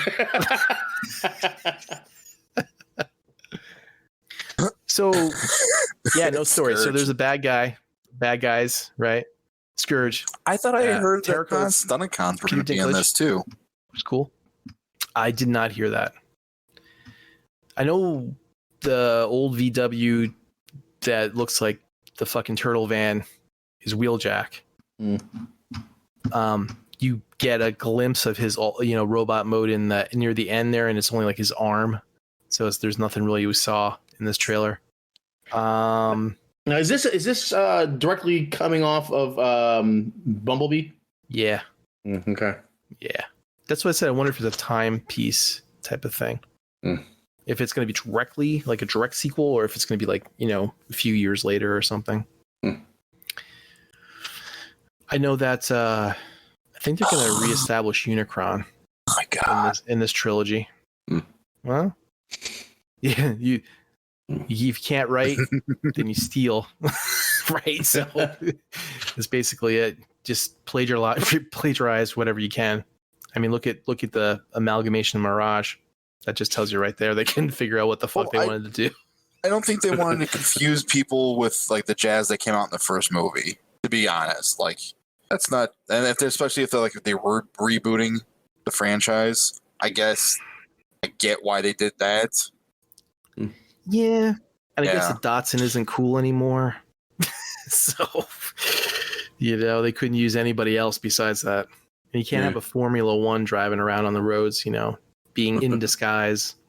Yeah, kind of defeats the purpose of being in disguise when you're driving on the street in a not street legal vehicle.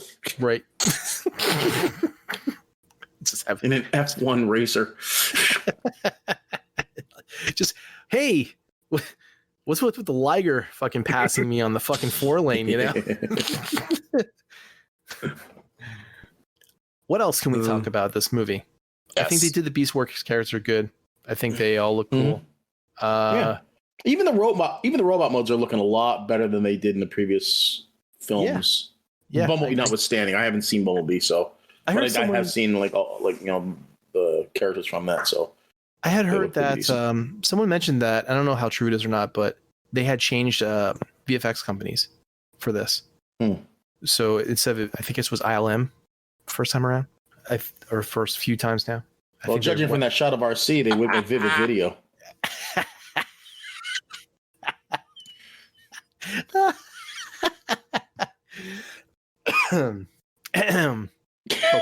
Focus level. Yeah, man, I don't know. It's probably a different VS. It's probably just it's a few different VFX places. They probably got cheaper quotes than ILM, so they went with it. Like, you make some robots for us? Oh yeah, man, $50,000. 50,000. Well, I haven't done it in a couple weeks.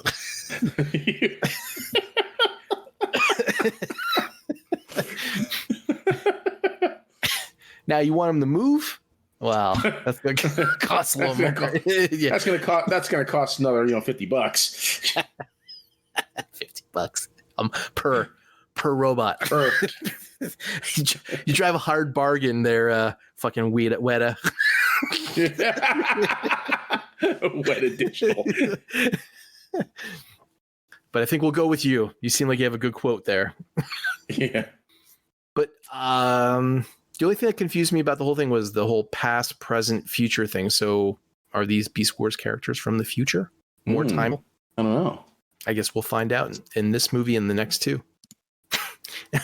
We'll find out how Bumblebee does that super Cybertron thing.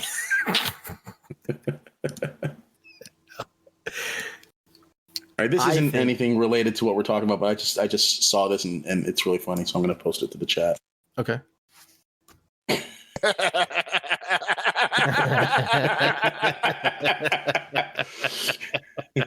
it's funny. That's pretty good.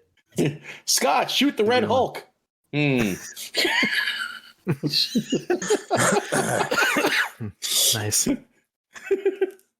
So that's all the trailers. Unless you guys have anything else you want to say about Rise of the Beasts. I'm good.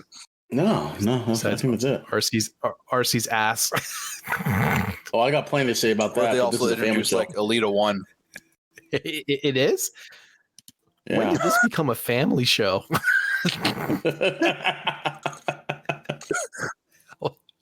Which family are we talking? Manson family? Hold on. I got a perfect transition. Ready? Speaking of things not to say in front of your family, Levy, you got any weird news for us? Well, actually, before we go to weird news, what are you guys watching lately? Well, I watched the Guardians of the Galaxy holiday special. Yeah, saw that. Okay. I can't say I binged it. What's a good word? I fast forwarded through the last season of The Walking Dead. Skimmed it. I skimmed through those last season of The Walking Dead. It was like sitting there on my drive, and I hadn't watched it. And I was like, oh, you know, it's over now. I should probably fucking catch up real quick. So I skimmed through it and didn't realize that it's not really the end. There's like 3 more shows coming afterward. So they're doing a Dark City one, or no, a something City, and then with Negan and fucking Daryl's getting his own spinoff. What's her name? Fucking yeah, Daryl's getting his own stuff. Yeah, Negan and Peggy Sue are getting their own fucking show, and then Rick and fucking Michonne. Yeah. And then Fear the Walking Dead. So they're doing the Walking Dead universe. How did it end? Did it end like the book? I'm just no, it wasn't. No, they tried to use the feelings of the book, but you know, the book is just it went on its own track. You know, it's like its own thing. But no, it wasn't like anything like that because his name's already fucking dead, so they couldn't have Carl fucking retelling any type of story. Well, they could have. He'd just be Zombie Carl. Zombie Carl sitting there in the rocking chair, listening to fucking deaf mute fucking TV shows. Oh, Jesus. They did include something that was kind of cool, though. They had new variant of Walker. They were called climbers. So instead of they were able, some of them were able to grab on stuff and pull themselves up and climb up shit. Yeah, but no, you just had that kind of monologue thing at the last 6 episodes, but it was okay. It was all right. I mean, I was actually kind of surprised at how the quality of the shows. They were actually written really well. It was just one of those things where I read the comics and they really pull Commonwealth storyline, like book for book type of thing as best they could. So I never read the Commonwealth story arc, so I don't. Oh, well, then you would enjoy the last season. Then you would enjoy it a lot, actually, because it was really well acted and written, and it was put together really. They did a solid effort. I don't remember. They didn't just fucking last phone it episode in. of Walking Dead I watched. It was good though. You could pick it up. I wonder. You're not going to fucking miss anything. You just pick it up. I actually had to go online and look to see what the viewing order was for between all the different shows and seasons, because they had this terrible Tales of the Walking Dead that I haven't watched I wanted yet. To fucking kill it. I hope every single kid in that show died. I didn't even get through it because those kids were so annoying. Yeah, but Terry Crews is in it. How can you? I know Terry Crews was in it. Bad with Terry Crews in it.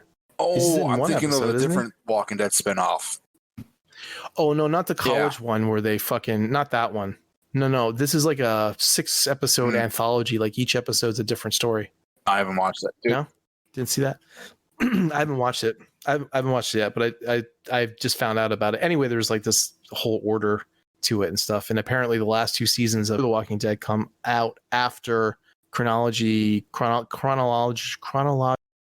after the last season of Walking Dead, which I actually like Fear the Walking Dead. But anyway, so long story short, I watched the last season of Walking Dead, skimmed through the parts, but it was like it was really good. You want to hear something funny? I enjoyed it. The most viewed Walking Dead episode was the season 5 premiere, which was in 2014, which had 17.29 million people tuning in. Yeah, because they want to find out who. The series finale averaged 3.1 million. Yeah. Well, that's why they ended it. It was tired. They're getting rid of it. Yeah, man. I think zombies are played out now. What? You know what?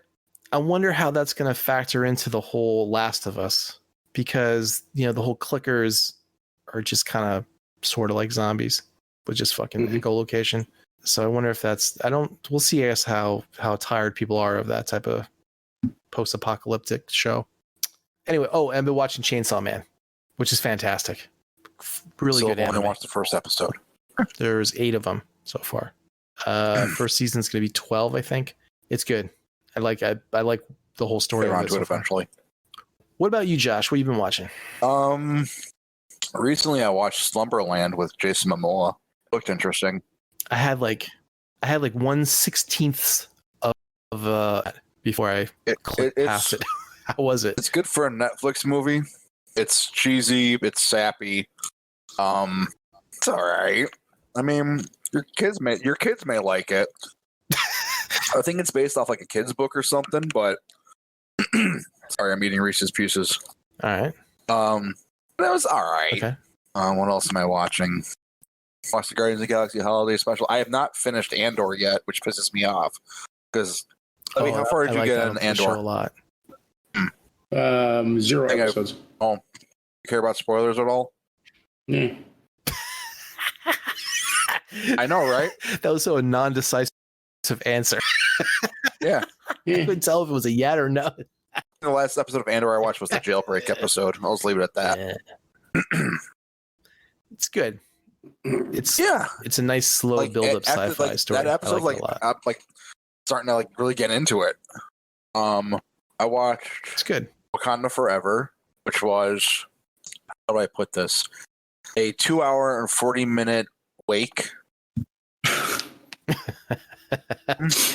Is that how long it was? 2 hours and 40 minutes? It didn't feel like it long. though. I don't know what Wow. you felt, Levy, but I don't know. The second act kind of dragged on for me. The first act was great. Third act was great. yeah. Second act kind of. I actually really liked what they did with Namor. Woohoo. Namor. All right, thanks, Alex Trebek. In the MCU, it's Namor because it's Hispanic, or not Hispanic, but Malayan, whatever the fuck it is. Yep. Yeah. It means what is the Okay. Well, it comes from the word, the words "sin amor," which is Spanish for "without love." So it is Namor. Okay. Well, Italian is amor. Well, amore is love in but Spanish. No, I liked how they handled Namor. I mean, they couldn't do the Atlantis thing because they didn't want to confuse it with Aquaman and everything, and I get it. And they wanted to kind of not ground him, but make him, I guess, more quote unquote believable. So that's why they. Did you say I can't think of the word I'm trying to think of. Man, they're really catering to the fucking dumbass for this movie, aren't they? Well, here. What that? You're going to confuse him with Jason Momoa, Aquaman? Well, we'll make sure that we'll fix that. You don't really pay attention to him so much as you are, Shuri and everybody's grief over, T'Challa passing away. Let me ask you a question, guys. Shuri. Who's the main in this movie? Is it? Almost 100% Shuri. What do you think, Levy? Or is it Namor? Oh, clearly. No, Namor is clearly the antagonist. Is he the main character of the movie? No, he's okay. Yeah, I never considered the antagonist to be the main character of a story. Not even in Joker? Well, in Joker, he's not the antagonist. He's the protagonist. Yeah. Well, okay, technically, you're right. Okay. And the Joker, just because he does bad things doesn't make him the victim. The Joker. So. Yeah, you're right. I'm wrong. But who's moving through the scenes? Who's making the movie move? Is it Shuri? Yeah. Shuri. Well, I would say in the first half of the movie, it's T'Challa's mother. And then it moves on to Shuri. All right. And Angela Bassett kills it in this movie. Like when she's in front of the UN or whoever, she just demands present and she nails it. And holy shit, like you hung on every single word she was saying. Yeah, they thought they were gonna pull a fast one on her, and she turned it around on him real quick. Yeah, it was a cool scene. Riri Williams was there. Was there. She was there. But she was the MacGuffin. That's the funny thing. Yeah. She doesn't have she doesn't expose her Tony Stark backstory and build a suit of armor or nothing. She does. No, she does have a suit of armor. Go ahead, Levy. Okay. But the connection to Tony Stark was tenuous at best. Aside from the fact that it was an Iron Man suit that she built. So they don't establish anything at all? No connection at all? No. Okay. No real connection to Tony Stark. So what? She's like I just said, some like random smart Do you want girl the that can MIT? build fucking suits of armor. well, Well, okay. the armor Well, suit was not the reason that the suit of armor was not the reason she was in the movie. what was the reason why? It's because Because she made the detector, right? right. Okay. Right. The vibranium detector, right? Yeah. Okay. Now I remember that now. Okay. And that's why Neighbor was after her and wanted to fucking Mhm. kill her, right? And then that's why fucking Mhm. Shuri and everybody was protecting her, and that's why Namor wound up She's the fucking MacGuffin. fighting them at the end. Mm-hmm. Okay, I got it. Oh, I just remembered something, Levy. I gotta remind me to tell you something about Top Gun Oh. when I remember it then. So 2 hours and 40 minutes, man. So half the movie, I'm assuming, was just fucking, like you said, awake, fucking, feeling sorry about, Chadwick Boseman dying and shit like that and all that stuff. And Go then ahead, Ted. I was gonna say, and then what? Just like Namor comes into it, and then hilarity ensues.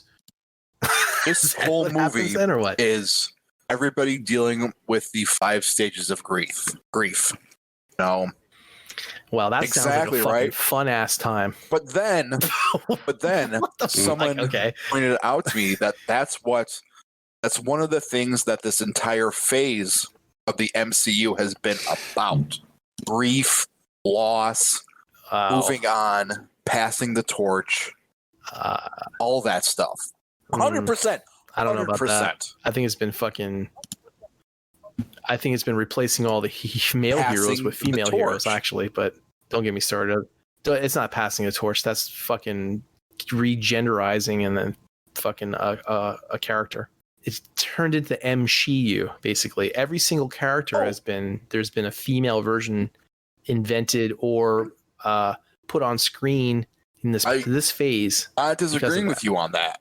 No, I understand. I don't think it's going through a fucking things of grief. In maybe to some people it feels like that. Spider-Man No because Way they don't Home, like the phase.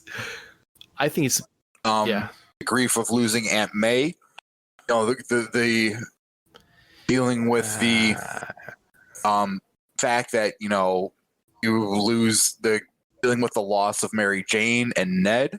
WandaVision losing Wanda losing Vision. Doctor Strange: The Multiverse of Madness. Doctor Strange losing what's her fucking name, and Wanda realizing that she'll never be able to have kids and coming to terms with that. Shang-Chi, the grief of his father and the love that his father had for the wife, and the grief that he had. Yeah, you're just telling me that basically you're telling me every Marvel character has that, because it's how Marvel characters were different from DC characters. Right. They always had human problems. So I don't see this phase being any different than other phases. You have all the fucking check marks checked, and every single other fucking Thor lost his mom, fucking Steve lost fucking Peggy. It's you can keep going on and on and on and on and on. Fucking Bruce lost Betty. That's every who was it on TikTok? Strawhead Goofy. I know it's a fun fucking name. Oh yeah. I'll send he you. Lives next door to me. I don't. Yeah. What? I'll send you his fucking video on that. You can rationalize a human loss however you want it, but I don't see it being focused on this phase specifically at all. There's always loss in every movie. That's what makes a fucking plot move forward. A character's development going from their initial normalcy to some type of epiphany or change, and then having that change or something in their life being lost and removed. And then there's the final internal battle, which sometimes, or most of the time for action movies, is depicted as a real battle. And then there's the epilogue where they come to terms with that change. That's the formula for Marvel movies for everything. That's just standard plot writing for screenplays. So yeah, man, you tell me that there's loss and change just specifically more so in this phase. I don't agree with you, because I see it on all the fucking films. But this movie, it doesn't sound like fun to me. Was it a fun movie to watch? It was very heavy at times. Sounds like it. Eternals was Yeah. more fun than this movie. But it was I still get good. I still enjoyed it. I get it. I get it being a tribute probably to Chadwick Boseman, Oh yeah. but there had to be something more to the story development in it. Was there like anything at the end? At the end? Yeah. Like Oh no, so- the end was totally a tribute to The end credits scene T'Challa. or the ending of the Right. movie? But well, and because you know about the plot. You know about the plot twist. at the end, yeah, right? that's bullshit too. That's just a stupid way of recasting him. That's just time travel, multi-dimensional. Hey, we'll get an adult actor now to play Black Panther after Shuri's had her chance. Who's no. The thing is though, who's leader? Shuri, right? Or she not? yeah, take that? she's I believe she's queen now. Well, no, the thing is though, I think I think that's up in the air because she didn't show up for the challenge, and M'Baku claimed he was challenging for the throne. Oh, okay. So he's king then. Well, we don't know. They just showed him saying he's challenging, and then they cut to the next scene. So I don't know exactly what's going on with that. But no, I was listening to Nerd Rage today, and our Bobby Skullface had an interesting take on the whole thing about his legacy and this surprise child. And he said, I can't remember exactly what he said, how he said it, but it was like, is it kind of hokey and kind of out of left field? Yeah, but it still lets the character continue in a way, so he's okay with it. It's lazy writing to be able to recast him, and that's fine. To him, he's fine with that because it still allows T'Challa to be in the MCU. Okay, so he's excusing the laziness of it. I'm not sure if he really thought it was lazy or if he just thought it was kind of like hokey and out of left field, but yeah, that was his opinion, and you know, I think that's a good point. So yeah. Well, you guys know my opinion, and I'm glad they did actually have, you know, Michael B. Jordan come back for a scene, but I still think that he would have been a better replacement for like Black Panther. Exactly. Yeah, it's kind of hard to do that when you're dead, but well, there is multi-dimensional time travel bullshit going on in this whole universe, so it could be easily fucking fixed with a fucking device, you know? Yeah. Well, I don't want that being used as the panacea to every problem and plot hole. I'd rather have that than surprise child with the same name. I don't know. I don't really see a problem with that. I mean, I thought it was a great tribute to the character. You know. Yeah. I mean, no. So you're saying you're okay. You're okay with a multiversal Deus Ex Machina as opposed to a man and woman having a That's child lazy writing to me. In secret. Yeah, I think I am because the whole, you guys watched the What If series, right? And they had the whole, you know, Killmonger. Yeah, but he was still a bad guy. He wasn't. Yeah. He didn't turn into a good guy. Right. No, I get it. No, I get that too. Yeah, I understand that because I was like, oh wow, this is cool. And then I'm like, yeah, no, he's still a dick in this fucking, you know, dimension too. But that's, you want to move on with the character, then, you know, move on with the character that way. I don't think it's like one of those, if you want to tribute, really have a tribute to someone, then fucking retire the number, retire the character. Don't do some bullshit lazy secret kid with the same name so that they can have that character later on, you know, or just have Shuri Black Panther and just keep him that way. It's, I don't keep her though. They just set up so that she can be replace her by an. Yeah, but well, I mean, yeah, of course they're going to replace her because she's not like a comic book character. She can't be around for 50 years. Right. So at some point, Letitia Wright's contract is going to be up, and she's going to move on to other stuff, and she's not going to, you know, she's going to choose not to continue the role. So they're going to want to, you know, tell more Black Panther stories. So this is, you know, a good way to continue that legacy. So you don't think the next Black Panther film will feature her as Black Panther? No, I think it will. It will. Okay. Yeah, I'm just saying that at some point in the future, she's going to walk away from the role. She's going to stop doing Marvel films, just like Chris Evans and Robert Downey Jr. did. And Right. And apparently how the Guardians of the Galaxy are going to be walking away. Like Zoe Saldana said, this is going to be the last Marvel film she's going to do. Right. So So at some why point, why don't you just have a different character then, or Who's just this- reboot the whole Who's to universe say after again? Secret Wars they This won't is a be doing different the whole character. universe? It's not. It's not the same. It's not a different character. Technically, it is, but it's still a dude with the same name. Maybe the Black Panther. yeah. Or his name. And people don't pass on their names to their children. Yeah, they do. But this is, like I said before, this is just a Right. lazy way to recast the It's- same character. I don't see it as that. I see it as more of a tribute to Chadwick Boseman and the character of T'Challa. And they should have fucking named him Chadwick.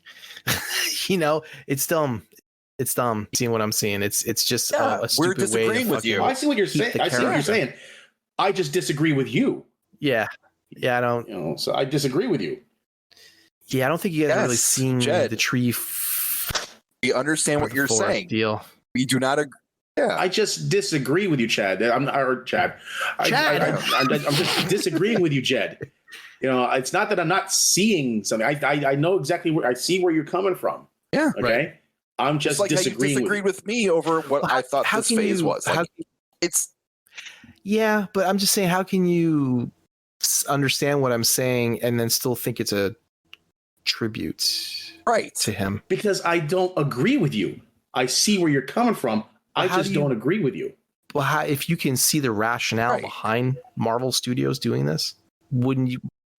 Why would you think it's a tribute and Because we're not not- just for their profit? Exactly. And we're not seeing it the same way Because you it are. can be We're looking both. at it through a different lens. Yeesh. I'm like them just trying a fucking way to write in that character to be Exactly. used again and make money off of it. Not that it tribute to the actor who died playing that role at all.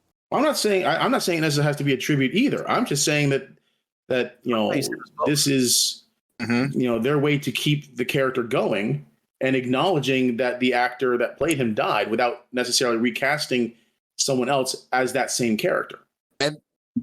Would you rather Yes, have I them would've. recast the character, or would you rather have them to like?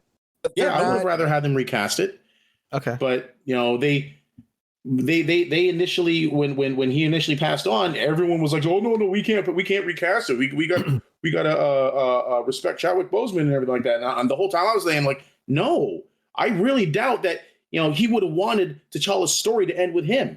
right. I was all for recasting from the beginning, but Marvel very early on said that they were not going to recast because apparently everyone was like, "No, don't recast." And then once they said that they weren't going to recast, all of a sudden everybody started changing their minds. "Oh, well, you should recast him."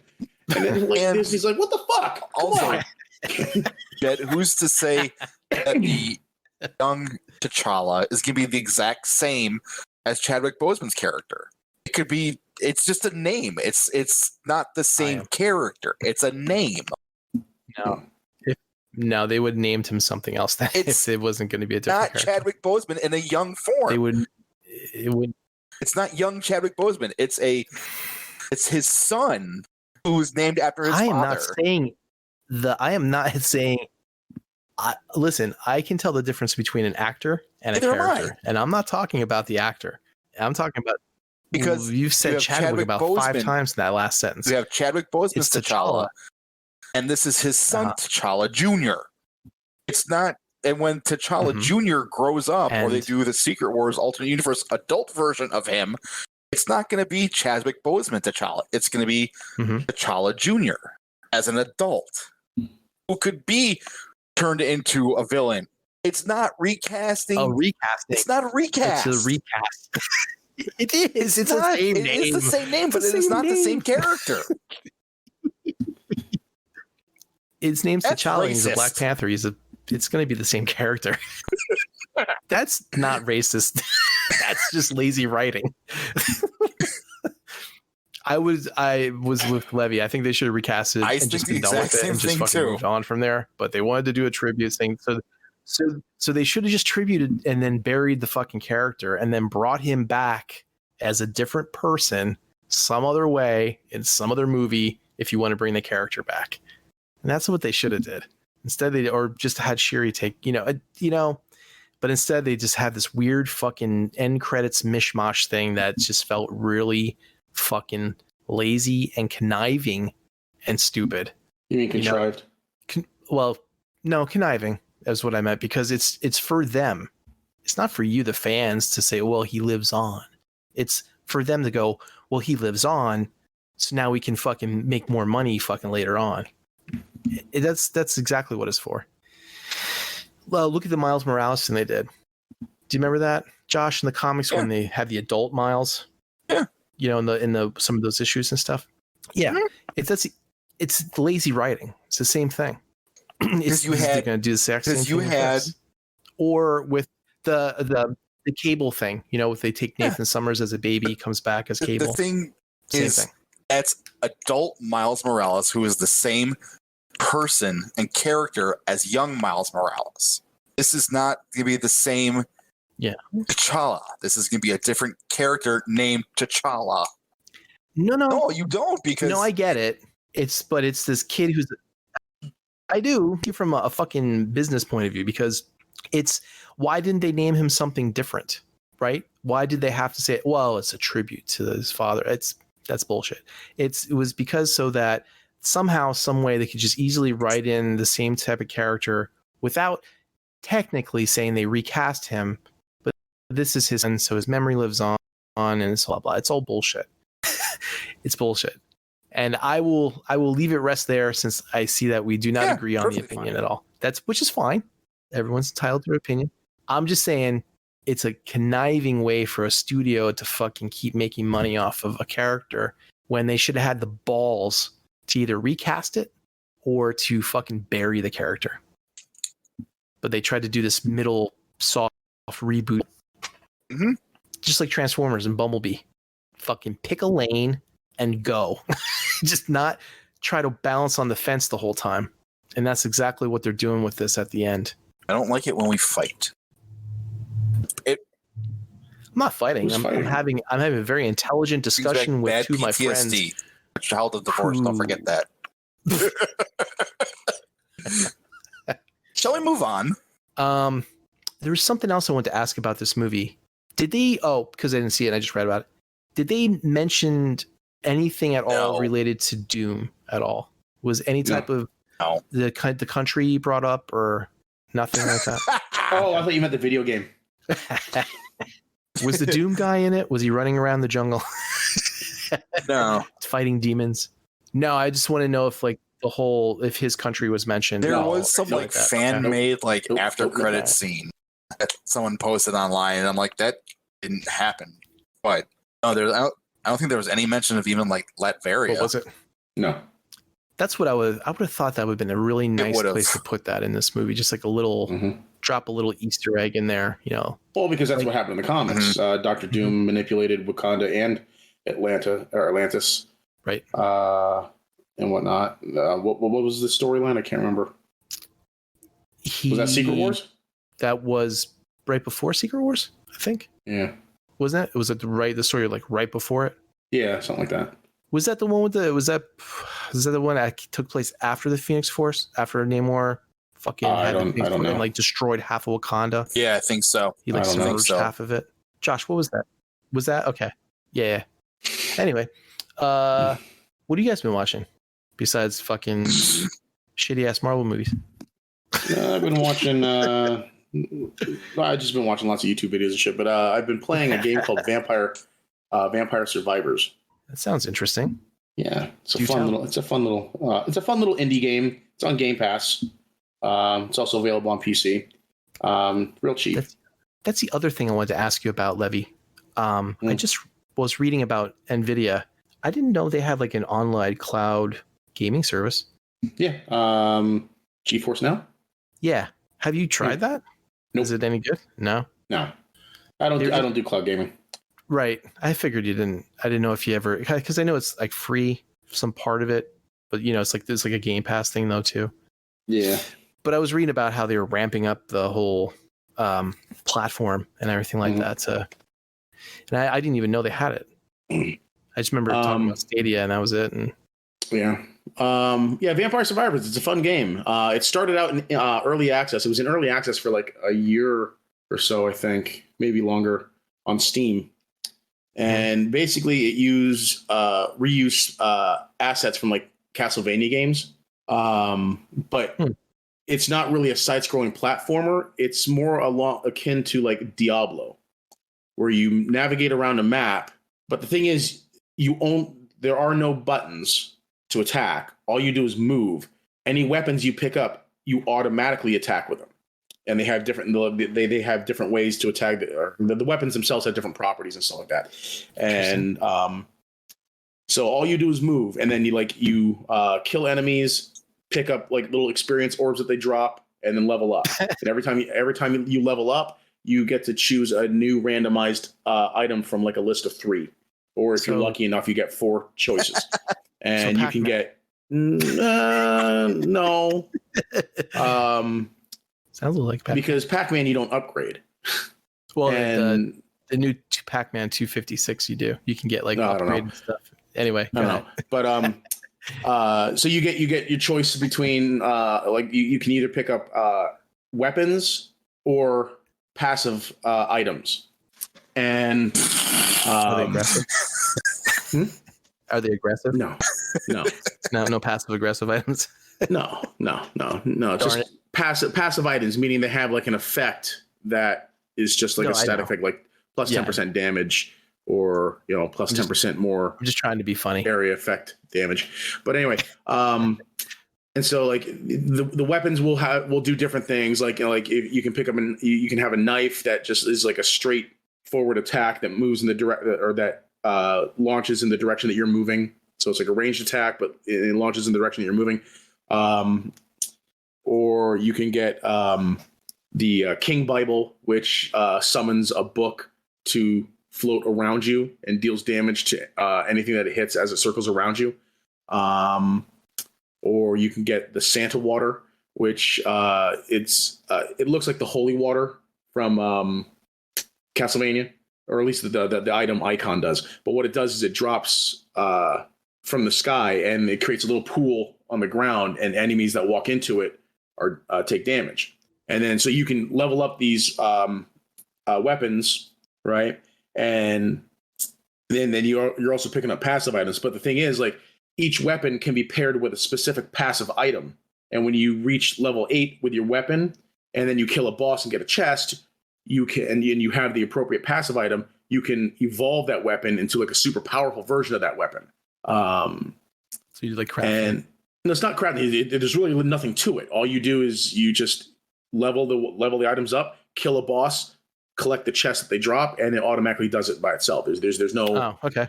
Yeah, there's no crafting. You don't have to do anything. You literally don't have to do anything in this game other than move. Oh, okay. And then the only button presses are to make choices when you're choosing your items when you level up, and that's it. But it's so fun and addictive. It's and there's a lot more depth to it. I'm not really describing this. There's so many things to unlock: characters, items, weapons, modes, maps. There's so much stuff to unlock, and it's so much fun. So it's kind of like a dungeon crawler, kind of like a top-down scroller, kind of like kind of. It's like I said, it's akin to Diablo. Nice. Okay. But you don't have to run back and your runs only last 30 minutes. Okay. So because typically your runs only last 30 minutes because once you reach 30 minutes, if you survive that long, death comes and kills you. So, but there and like it's like there's almost nothing you can do. He comes and kills you. However, there is ways to kill death, and if you kill death, you get him as a character, and you unlock even more modes and stuff like that. So it's just a rabbit hole of unlocking more shit, and it's just cool and fun. So interesting. Yeah. It's called Vampire Survivors. So anyway, like I said, it started out its life with using reused assets from Castlevania games, but when it when it left early access and became a fully fledged game, and was fully published, they redrew the assets to be original. So mostly, I mean, like the Santa water still looks an awful lot suspiciously like the holy water. So, but like each weapon has its own properties and stuff like not too many brands of holy water around, you know. Yeah, no, but like the icon for the Santa water looks pretty much exactly like the holy water from Castlevania. So, but like you can get the cross, which is like the boomerang, and so like when it shoots out, it'll shoot out a ways in front of you, and then it'll double back and go back behind you, and go in the direction of like the nearest enemy behind you, and whatnot. And you can get, like, as you level it up, you throw more projectiles, or you do more damage, or it affect, like, you know, it'll affect a bigger area and things like that. And so cool. Yep. And then I was also waiting for a new game to come out today called the Callisto Protocol. And this is my reaction to the launch of the game today in the chat. Because apparently there's all sorts of problems with the game on PC. There's like performance problems and shit. And I heard about that. Also, they're saying that the game's not that great. Like, it's getting mixed reviews because the game was like made by some of the same people that made Dead Space, and the game really wears its inspirations on its sleeve. Like, you look at the game and it pretty much is Dead Space from top to bottom. It's even got a diegetic UI where, like, on the back of the main character's neck, you have your life bar, just like how in Dead Space, like the life bar was like that lighted spine thing on the back of your suit, right? And shit, you know, and all your menus and stuff that come up are little holograms in front of the character. So you know, so all of the user interface assets are actually in the game world itself, which I love. I love that whole idea. But like I said, the game is so very much like it very much is Dead Space. But I mean, I'm okay with that. But like there's been all sorts of like issues with the game and stuff, and so I'm still gonna try it out. I have 2 hours to play the game before I can't be eligible for a refund. So I'll try it out. I started playing a while ago, like a month ago or so. I started playing Return to Monkey Island. Mm-hmm. That was fun, and the art change isn't distracting at all. It fits. It's good. It's funny they even mention it in the game. Yeah. He starts talking to a character. He's like, "Oh, I see you look a lot different from the last time I met you." And he's like, "Well, yeah, we had a whole art change, you know." It was very, you know, fourth wall.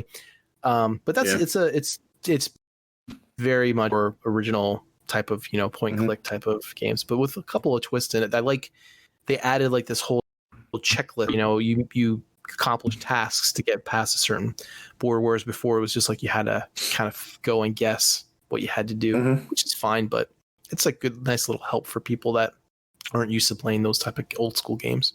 Yeah. I went back and I started playing Spider-Man again because I never finished it. So I went back and started redoing that on the PC, and that's a fun game. That's definitely one of those games that I'm glad I have a 3080 to just enjoy the visuals of it. Oh yeah, are you playing with the ray tracing on? Yeah. I got the new drivers and everything. Oh yeah, it's beautiful. Just the glass windows and the lighting in the city, so huge. It's so good. Yep. Do you know what Miles Morales is out on PC now too? Oh, is it? Oh, that's cool. I'll have to see if I can grab that. The one thing you're talking about early access, I'm really like hyped and waiting for that Dungeons and Dragons game to get out of that, so that can be like, you know, like Baldur's Gate. Yeah, is Baldur's Gate 3? 3, yeah, that was gonna say. Yeah. With that new development studio that we saw like a year ago or so. Larian Studios. Yeah. And that's if you want to get an idea of what their games are like, you should check out Divinity Original Sin 2. I did. I played some of that. Yeah, it's cool. I just really want the 5e rules in a game like that. That's you know, that's what I'm really looking for. That's supposed to be. Isn't that supposed to be February of next year or something? No, they just said it's coming out next year. They didn't give a definitive date. All right. So they're saying that it's going to be out sometime next year. Okay. That could be December of next year. So yeah, that's a side story. I found out like when I'm supposed to get cable internet from Comcast. Oh yeah. I finally tracked down and had someone call me back from Comcast construction department. And yeah, I said, oh, you got my like, yeah, we're just, he's like, well, I said, when do it's like in a month. He's like, no, they're not going to start until next June. He's like, and I said, what's the completion of that? He's like, it's a large project. He's like, probably when? I said, oh man. A year. I got a whole fucking year. That's if they're on time. I have a feeling they're not going to be on time longer than that. Yeah. So I was weighing out the whole Starlink thing. I'm still kind of weighing it out. I'm not sure if I want to. It's going to be a year. I might just wait till the winter's over and then see if it's because they have Starlink where you have to be like the residential plan to be available in your area, but you can get like an early access, which is supposed to be slower, which would still be faster for me, but you're still paying that price for it. And I'm just like, I don't know if I want to do that just yet. I think I'll just wait till the spring, and then I could get like one of those poles and like fucking attach to that and do that. But yeah, I can't fucking wait another year. I'll fucking kill somebody with this internet. I'll fucking murder someone. So anyway, I found out, but the thing about Top Gun, I wanted to tell you, Levy. I was watching this video with I forgot the dude's name now. Anyways, he does all those fucking those producer things. He's like, so you got a movie for me? He's yes, sure I do. And then he does the whole thing. There was a couple of them. Pitch meeting. So they did a pitch meeting on Top Gun. He's like, so we have to do this. He's like, he was doing the whole Tom Cruise thing. He's like, yeah, so I have Tom Cruise, and he's like, going to say that, it's a third world or fifth world country or something, or fifth generation fighter or something like that. He's like, but yeah, but what country is it? It doesn't matter. It's a fifth generation. What country? It doesn't matter. He's like, we don't want to get in trouble. But he's like, what? So what do we got to do? He's like, so he's like, yeah, we have to go down. We have to go navigate down this riverbed, and then we have to get to the end. We have to, shoot the thing. He's like, oh, so you have to do a Star Wars. He's like, no, it's not a Star Wars. He's like, you're going down a path. You have to shoot the missile into the hole. Yeah. He's like, you blow up the base. That's a secret base. He's like, you're doing a Star Wars. He's like, it's not a Star Wars, sir.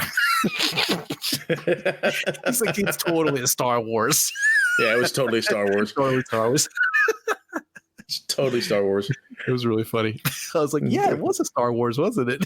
Yeah. Doing the trench run. All you need, like, Goose fucking voice come out. Use the Force, Maverick.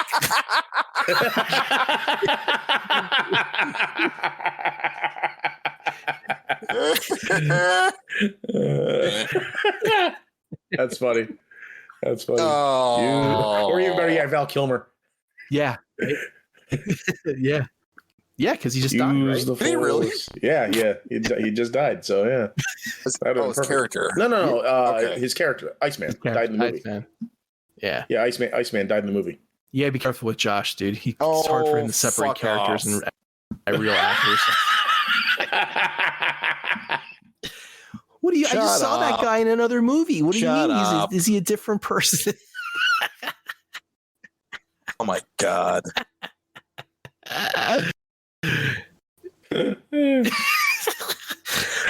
Shut up. Man. How can he be in this movie? I saw him done.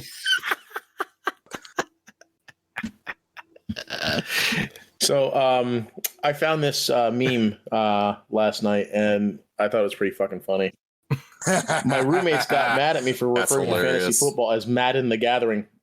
Yeah, I put that in the chat yesterday. I thought that that's right. Yeah, you did. Yeah, you did that. That's right. So funny. Yeah. That is hilarious. I saw that on in the worst of all possible multiverses Facebook group. Madden the Gathering. Oh, that's good stuff. Makes a lot of sense. So weird news? But shit, it's 11:30. You guys were on weird news. Wow. All right. Well, yeah. If we hadn't spent so long arguing about Sorry, Black I got Panther, heated. Jesus True. Christ. That's true. You should just agree with me. I Blame blame Jed Jed. too. You should blame me. I think on different wavelengths than people. All right. So this one comes from BBC News. Kidderminster man catches giant goldfish. So this is a cautionary tale of why you should never flush your goldfish down the toilet. Because this guy was over across the pond, and he was on a fishing trip in France, and he was fishing and caught himself a 67-pound Jesus goldfish. Yeah. Jesus Christ. That's a carp at this point. Here, I'll put it in the Discord chat. What's an No idea. AIVF file? That's a new one. I don't know. I know AIV or AVI. That's a video. Fuck it. You know what? Fuck that. That's what it Disregard means. that link. It's an AVI fuck it video. That looks like a hose. That looks like a hose file. It's like one of those copy paste hose files. Holy shit! Crypt on you. There. Ooh, that's a goldfish. Yeah, Dude. it's It's like not a carp. another carp. Holy shit. Yeah, that is a. Well, aren't all goldfish carp I don't know. or some variant? I think so. species of- Yeah. But anyway, yeah. So 67-pound goldfish.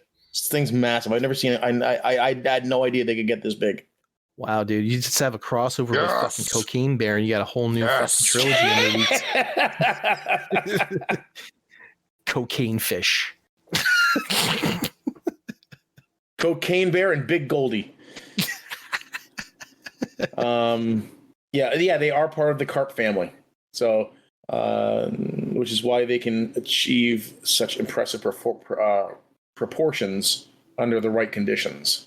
So, Where was this again? They said England. In someplace in France. Oh, in France. I was going to blame Doors for something.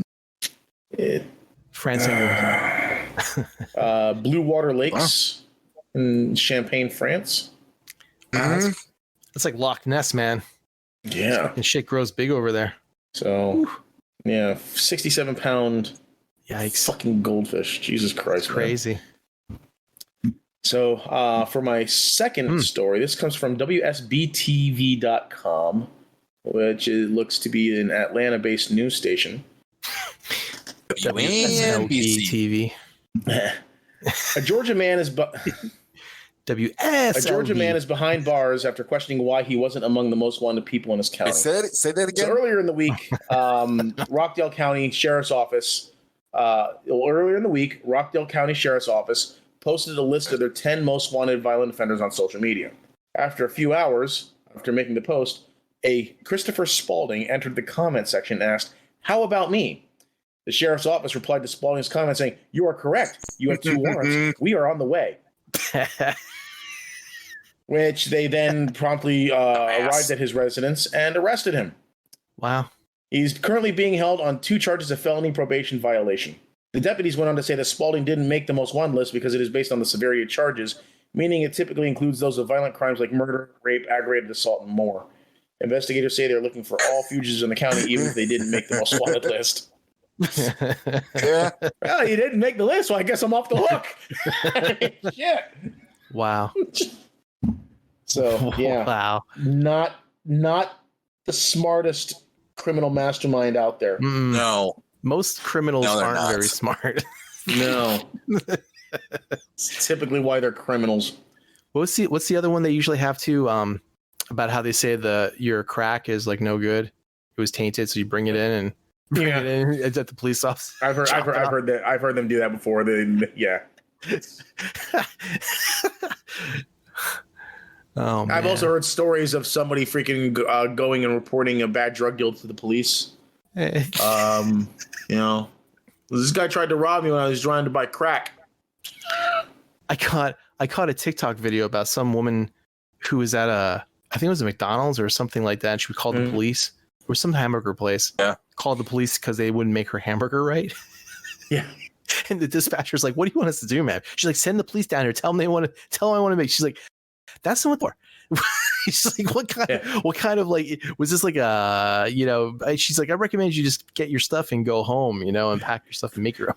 She wants like down there and force them to make your hamburger your way. They ended up going down there and arresting her for flagrant misuse of public resources. The lady who called cops for a drunk driver, and it was herself? It happened out here. No. Lady called the cops complaining about a drunk driver, and the drunk driver was herself. Turned herself in. Nice. Wow. All right. Does anybody have any toy news? I found some. Did you guys? I got a question for you. Did you pick up any sales or deals during Black Friday? I bought an SSD. Oh, I forgot to mention in my haul. I bought a new SSD. Oh, what kind? Yep. Same one that I bought originally when I built the computer. It's Sabrent 4 Rocket Plus. Cool. So it's a 1 terabyte NVMe Gen 4. I got my daughter a Samsung tablet, an S something light, just for drawing. It was marked. It was like $500 or something like that. And it was marked all the way down to $200 at Best Buy. Oh yeah, like when I originally bought the NVMe drive when I built my computer 2 years ago, it was like $190 for that drive. Mm-hmm. I bought it now for like $78. Yeah, I always believe that hard drive sizes and stuff has been a scam for like the past 15 years. They slowly eke out like, well, here's your 4 terabyte, here's your 6 terabyte, here's your 8 terabyte, and then it's always around the same price, and then you always the fucking smaller shit for cheaper. Whereas they could probably have given us like 50 terabyte drives by now, but they're just slowly fucking rolling them out so they can make as much money as they want off of it. Yeah, SSD no different. I'm sure you could have a fucking. And they always make it sound like SSD is so much more expensive or important than just a standard fucking platter drive, and it's not. It's probably cheaper at this point, but you're paying for your speed, man. You want that quick speed. Oh yeah, absolutely. Did you get anything on sale at all? No, our Black Monday. I don't do any of that stuff. Dude, I was always buying computer stuff every Cyber Mondays. Every year, it's always rebates and deals and stuff. I used to go to Newegg religiously just to fucking buy shit. Oh, I bought April's Christmas gift also. Yeah, you get her. Is that the same type of monitor as you have? Yeah, it's the newest version of that model. So. I thought you were joking at first. I thought it was just a second monitor for you. No. I'm like, how much of a hemisphere does he really need to see? Yeah. I just want to spin around in my chair. It's actually for April. So it's essentially the same. It's essentially the same version as mine, except hers is the A variant, which I don't think there's really any difference between that and mine. So. Cool. Because if there is, then I'll take that one. She can have this one. Rebox it. Yeah, exactly. It's gonna fit in the same box, and with the same packaging and everything. The styrofoam, it'll fit. She'll never be none the wiser as long as I clean the screen and make sure everything's spotless. That was an open box, honey. Yeah, it was an open box. No, I opened it up to make sure everything was in there. Plugged it in, make sure it powered up. Yeah, just one, because I bought it a month ago. I wanted to make sure that it was okay, and that the return period didn't expire. Why does it look like someone sneezed all over it? I don't know what you're talking about. It smells funny. It smells funny. That's not. That's not snot. That's new monitor smell. Yeah, new monitor smell. Oh shit! Do you have any other weird news stories? No, I don't have any. No, that was just it. Yeah, I can't think of any toy news stuff. Just I remember Bandai was selling like a bunch of Storm collectibles really cheap, which is kind of cool. If I collected Mortal Kombat stuff, but they were selling them for like. I found something interesting about Storm collectibles. I will put the link in the chat. It's via Toy Arc. They are doing a new Shao Kahn figure. Oh yeah. I had no idea. I'm like, I saw that. I don't know. I'm Which like, they version did is a Shao Kahn. Why are they doing another one? I saw they did a Scorpion and from different iterations of Mortal Kombat. So Ninja is I saw their skin texturing was like really well done on the new ones. Yeah.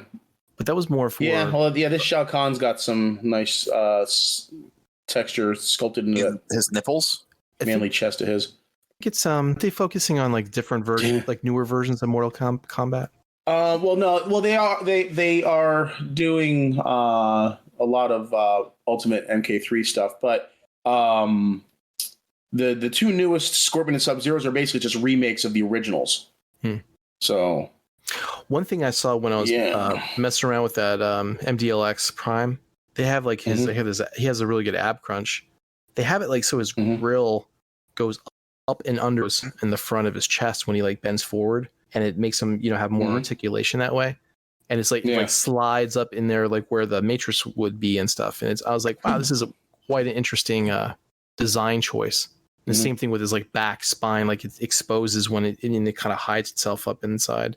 It's just one of those cool things you see of engineering on how people solve problems like that. How like, where do you get rid of the grill? When he bends, making it bend. Where does it go? Yeah. Oh, I know what I wanted to mention before we go to toy news. There was another trailer, and I didn't include it because it was kind of weird and dumb, but it was interesting. Yeah. There's, you guys remember that 70s show? I know. Yeah. They're making that 90s show. Yeah, I saw that. I didn't actually watch the trailer. That's it. I never heard of it. I was like, oh, okay.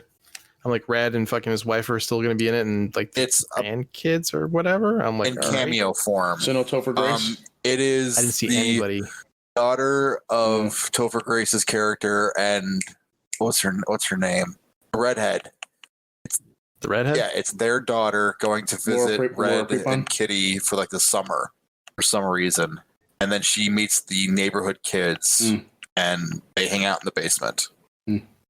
What is she? Last thing I saw with her, Laura Prepon. I haven't seen her in anything. I was just gonna say last time I seen her, she was in Orange Is the New Black. Oh, I don't watch it. It's actually really good. Well, I don't watch it either. I just know that she was on it. Gotcha. Sorry I'll have my man card revoked, but it was actually a pretty good show. No, it's yes. Isn't that just a bunch of women in jail? Yeah. I mean, that's like the original porn right there. Yeah. Women in prison. Yeah. Oh, women in prison. Popular in the 80s. Levy, who played the captain in Star Trek Voyager? Yeah, she's in Orange Is the New Black. Kate Mulgrew. Yeah. Yeah. Do we talk about the new Transformers HasLab? Death Stars that got fully funded? The latest? Yeah. Was that out last time we recorded? We mentioned it. Did we? Okay. Yeah, well, apparently got fully funded. Yep. Hey, you can always get yours through Ramen Toy.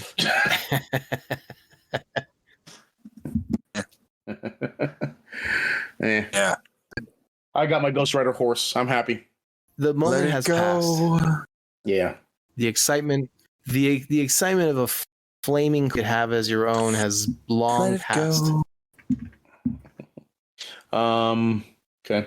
Are any of you guys going to be in for this Death Stars? No, I've decided that I'm quitting my my buy and flip resell HasLab journey. Yeah. Yeah, I'm gonna let it phase out with the his tank and be done. It's too much of a hassle. It's a lot of money to put on hold for like a year. Right. That if you buy like more than one, and then you have to race to get it up on the site so that people can buy it off you right away. And then you have to, if it's a big fucking thing, you have to pay all that shipping and get it. There's a lot of hassle to it. We can bring it to a convention and sell it just at a to convention. make a couple hundred. Yeah. Yeah. The trick of the whole thing, Josh, is that you get it right away. And you strike sell while the iron is hot. Someone was selling their HasLab Unicron at TFCon this year. I don't know if it was an additional one or if it was his, but I don't remember the price. But someone actually bought it. Yeah. It's been a good deal. I've seen people sell like the Sentinels at conventions too. I'm just saying. There's that option too. I mean, it's like one of those, for me, it's just one of those things where it's like if you don't get it out the door right away, then it sits. And the longer it sits, the more money you lose until it for a whole nother year or more to even like maybe recoup something out of it. And even then, you're not going to get back what was originally. The days of like the sail barge, you know, being like more and more and more valuable as time goes on, it doesn't. Right. It's at that point. And then, because it's just fucking taking up way too much space, because those boxes are fucking huge. Is that you're not anything off of it then? Now you're just like, well, after the shipping and after having it sit for a while and have her the paid after a month, like now it's like $50 and you're like, what a fucking waste of time and effort just to get all that shit out. So so like there's nothing really coming out that I, you know, per se. It's just gonna be a buy and situation, buy, hold, sell. So I'm just I think Adam's getting the whole thing now. Deathsaurus. So I still got Adam's getting the Deathsaurus. What's he getting? Is he the proton pack? The fucking what's the Sky Striker? And then what was the other thing after that? Shit, I forgot what was after Sky. Oh, his tank. Then after that, I'm out. I'm done. I don't have it. I don't know Deathsaurus enough to actually want. Did you get Victory Saber? Character? No. Mm-mm. Transformers. What is that Victory? from? Anyway, that's from Transformers Victory. Star Saber and Victory Leo. That's the Japanese. Yeah. Japanese series. Yeah. Okay. Yeah, I never watched those, so I don't have any interest in them. Did you guys watch them? No, I never watched. Long time ago. Yeah. And there was no English subtitles, so it was all in Japanese, so I had no idea what the fuck was going on. Are you getting Deathsaurus, Levy? No. Josh, you getting it? No. Oh. What? We probably then. Yeah. Levy, you're in on the NECA gargoyles, right? All right, I'm gonna put this in the on air chat. This is Beast Kingdom Goliath from Gargoyles. Yeah, how do you feel about this, man? Oh, yeah, I saw that. Yeah, me too. I mean, it looks decent, but it's still not impressed with it. I don't know. I like what NECA's doing more than this. It doesn't. Yeah. Yeah. Is that 1.6 or 112? No, it doesn't. But the eyes light up. Yeah, it doesn't say how tall it is, at least in this posting here. Yeah. All right, you got 20% more sales right now just because of the eyes lighting up. Yeah, it's $105 or some shit. That's probably a 112 scale then. What else I got? Oh, this is kind of funny. I was on Toy Arc looking up things to talk about, and I found this. This is a 1/6 scale Kurt Cobain. Full-on cigarette in his mouth, left-handed guitar. Does it come with a shotgun? Oh, no. Oh, my God, Jed. Come on. Jed, it comes with a manual on how to paint your ceiling. No. It says swappable head parts. Oh, my God. I don't know. I don't collect this. Let's wait. I don't know how dark they get. No, that ain't it, dude. No? That ain't it, dude. No. Well, I don't want it then. Jesus. Wow. You guys have seen Conan the Barbarian, right? The Arnold Schwarzenegger movie. Did you see what Super 7 is putting out? Sure. King Conan? Yeah. King Conan? On his throne, Conan? just like in the movie. On his throne. I think that looks cool. I still hear Mako's voiceover saying, "That was a time, another story. He found his throne. He found his realm. He found his throne, and he found his queen." What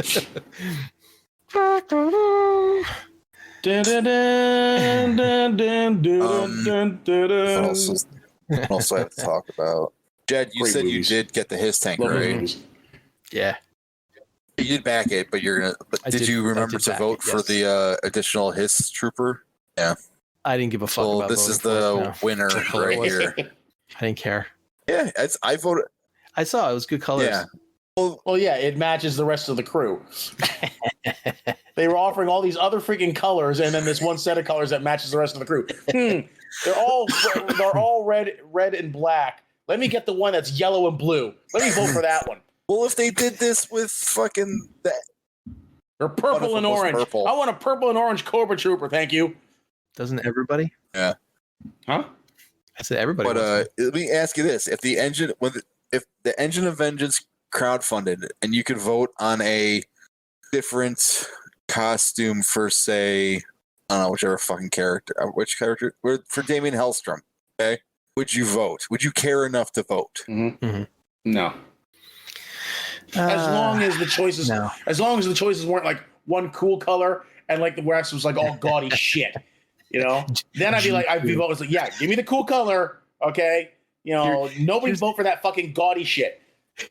Here's one that we designed, but fucking Sam's cousin had the idea to do all the G2 colors too. So here you could pick from these.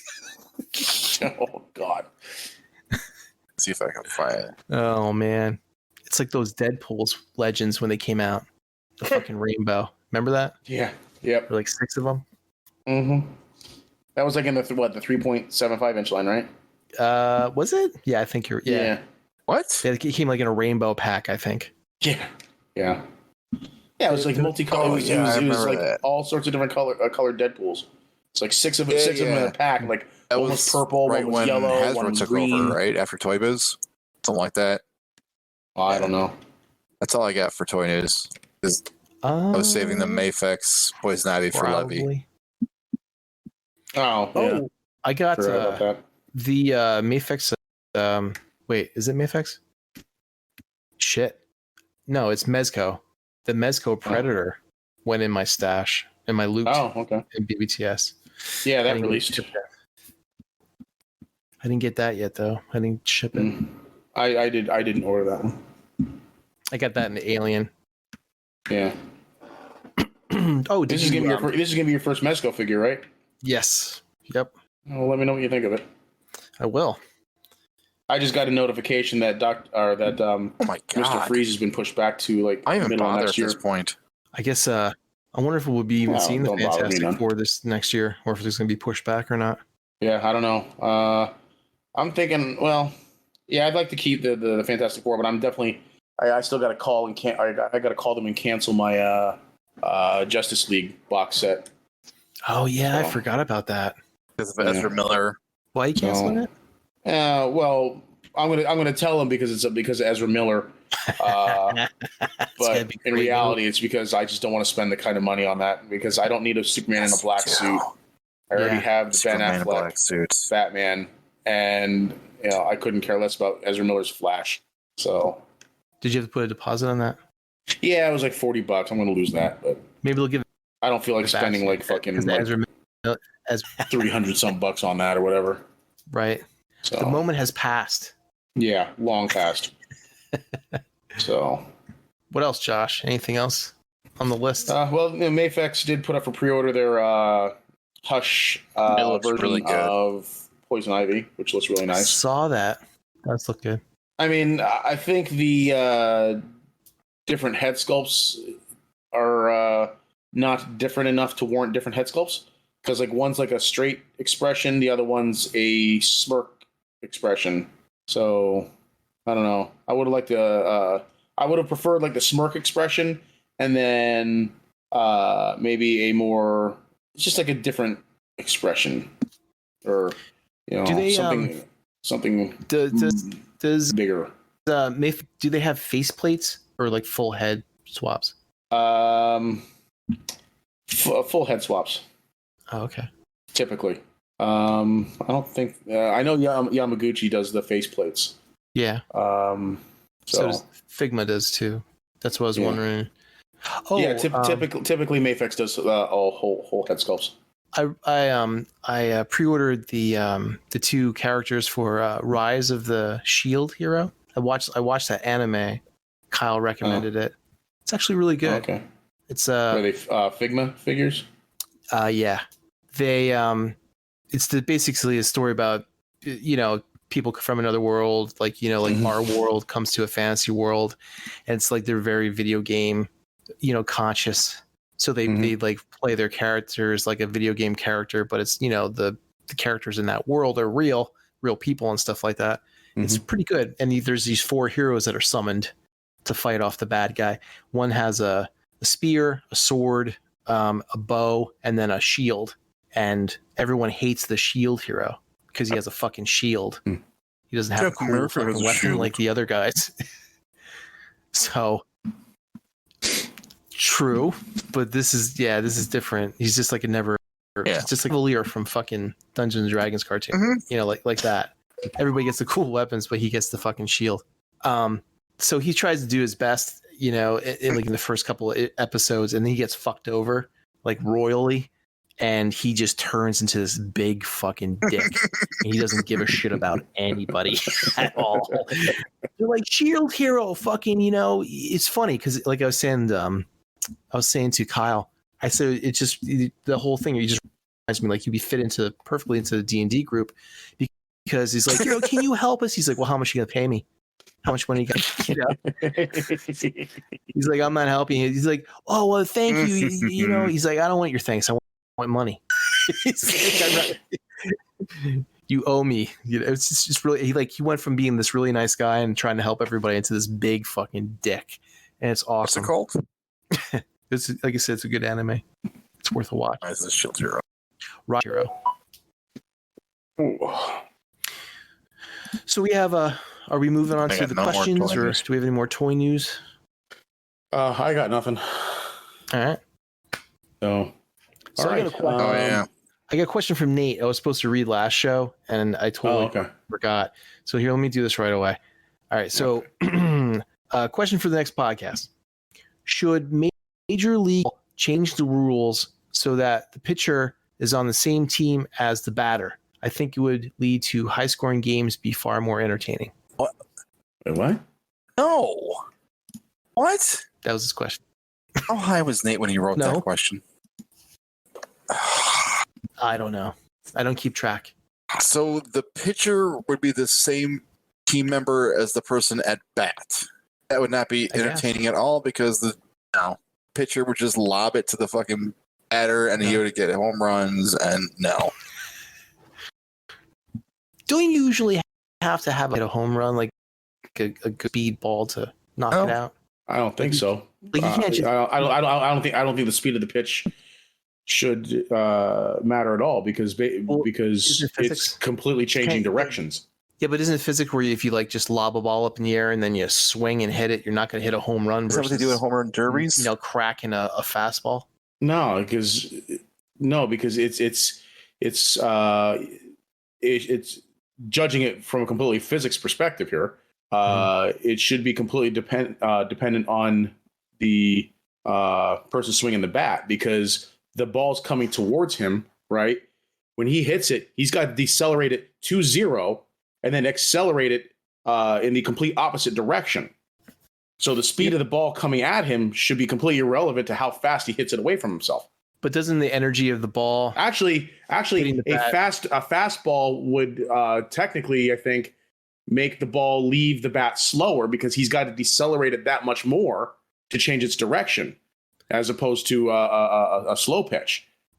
So wouldn't the energy of the ball be absorbed by the bat and then redirected back on itself? I don't know. I don't know. If you take a ball and you throw it up against the wall really hard, it's going to come back at you really hard. It's not going to. Yeah, that is a fair point. Yeah, right. I don't know. I don't care enough about baseball though. So, I mean, my thought on Nate's question is I just think that baseball or professional baseball should just die a horrible, painful death and just go the fuck away because fuck baseball. You know what? Yep. I can't follow that. Agree with Levy. I think Levy's answer is perfect. Yep. Next question. Fuck baseball. Fuck baseball. Die a horrible death. So, yeah. So thanks, Nate. Excuse me. Oh, so physics lessons and Go ahead. All right. So, brother Kyle asks, why is Cheetor 37 feet tall? I don't know, Kyle. I didn't make the movie. Hold on, let me call fucking the VFX guys. Oh, they said fuck off.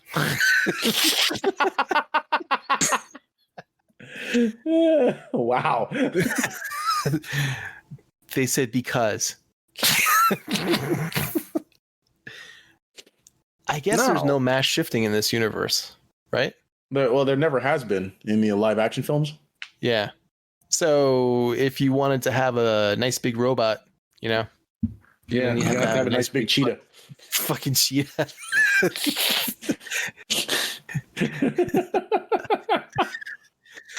That's why fucking robots in disguise. Yeah, that's why Optimus Prime was fucking a truck. Yeah, there's the robot. It's right behind that giant fucking 50-foot cheetah. Mm-hmm. Yeah, running next to the fucking Camaro.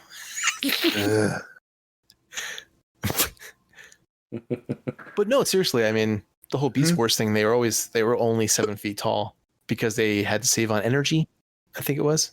Yeah, and they had to blend in with the local fauna. Right. So that's not going to be a very good movie if you just have 7 foot tall robots running around. Yeah. Next question. All right. Beast Wars. So, right? Fuck Beast Wars, Levy. That's the answer. Fuck Beast Wars. Levy, which would you rather watch? Beast Wars or Baseball? Fuck Beast Wars. Next. I fucking love cocaine. I'd rather watch Cocaine Bear. Love that meme. Fuck Cocaine Fucking Bear. love cocaine.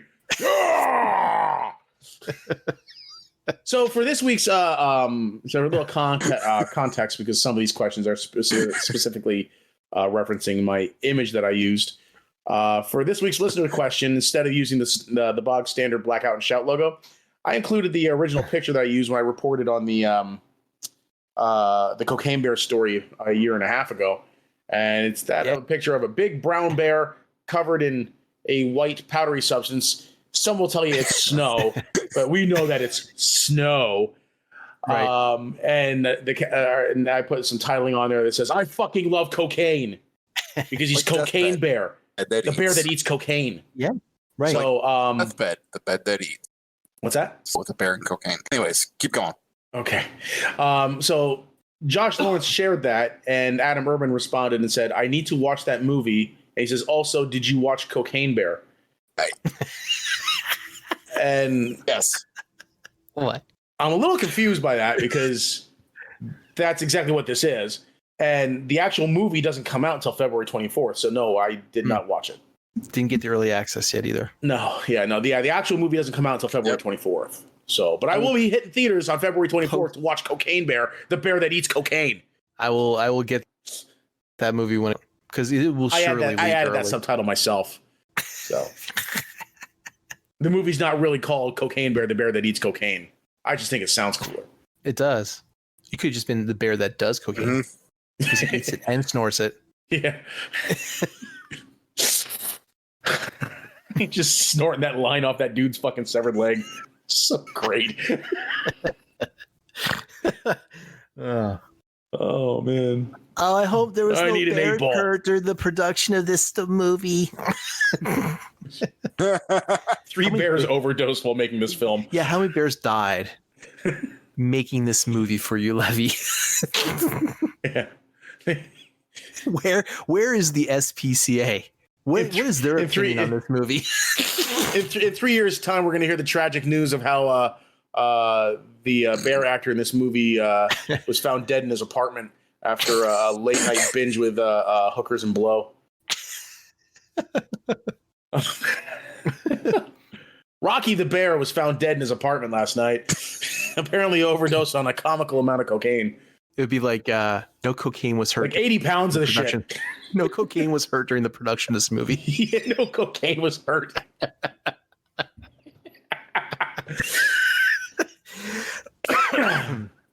So, all right. So the next question is more of a So next question comes from Adam Bailey and says, "Any relation? Any idea what relation that is. to cocaine Trex?" Find out. Let's Google it. What the fuck is a cocaine Trex? I don't know. Google it. Tracks. Look it up. Oh. Cocaine Trex. Little hand I think he puppets. means T-Rex. Okay, Cocaine T-Rex. Okay. It was a That sounds funny. what was the trend before TikTok? Yeah. Is there a It was a cocaine Vine T-Rex? I don't know. back in the day. Like, I don't. Hold on. I'm gonna mute for a second here. I love cocaine. Oh, okay, cocaine. Oh, I think I have seen that before. I'll have to look for that and seen that. There. Okay. Cocaine dinosaur vines. Nice. I'll have to check that out.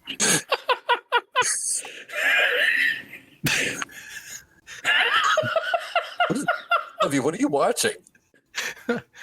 Oh, okay. Guy, cocaine T-Rex. I love cocaine. I love cocaine. I love cocaine. It's just ridiculous. No relation. No relation. Different era.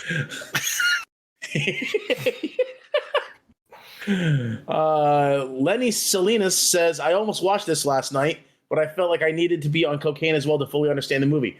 I don't know how you almost watched this last night. It doesn't come out until February 24th. Not coming out until next year. Is it out? No, it doesn't come out until February 24th. Oh.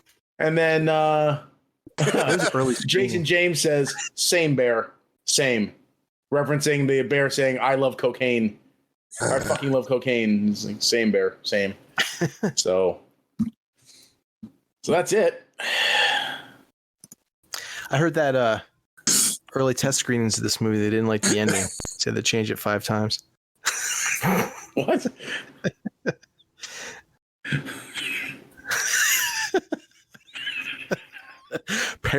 The bear died. Well, people like that. The thing they don't tell you about Cocaine Bear Levy is at the end of the movie, there's an after credit scene with a baby bear with the same name. So they can recast him. Yeah. So they can recast after the original. Cocaine Bear dies at the end, but then you find out that he's got a son named Cocaine Bear. Yep. Jed leaves the theater angry. It's bullshit, man. They're just looking to line their own pockets. They just bury the They should just bury the character and use the goldfish instead. I'm crying. Holy shit. Oh man. On that note, that's funny. There was one more question. I wonder if it was released. I wonder if it was leaked out. I'm gonna look this up, Levy. Maybe you might be watching it. Okay, maybe it was leaked. Maybe. Everyone, like a couple people here seem to have. I don't know. I'm gonna do a little search here, see if it was or not. Yeah. I don't know. I think I'd still wait to see it in theater to preserve the integrity of the film, and support the people who made it. Because this is the kind of content I want to see. So when people make the content I want to see, I have no problems with financially supporting the project. So I want to see more drug fueled rampages by animals. Why stop at bears? Fucking cocaine lion. Mm-hmm. I want to see cocaine lion. Or why is it gotta be cocaine? Cocaine Komodo dragon. Cocaine Komodo? That's ecstasy awesome. or I would see that too. Absolutely. Heroin. Cocaine eagle. Oh God. Dude. Cocaine Bearstein bears. God.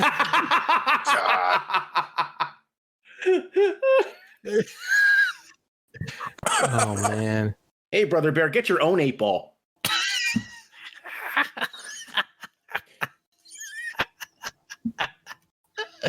Just this big drug war. No, I don't see it anywhere. Web. So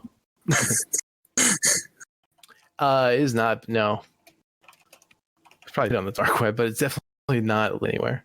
Unless there's a documentary about it somewhere, but that's about it. Huh? I love how everyone's like, when I look up the movie, you see all the cast pictures of everybody, like Ray Liotta and the dude from fucking Game of Thrones is in this. The tall redhead dude, Christopher Hivju, that guy.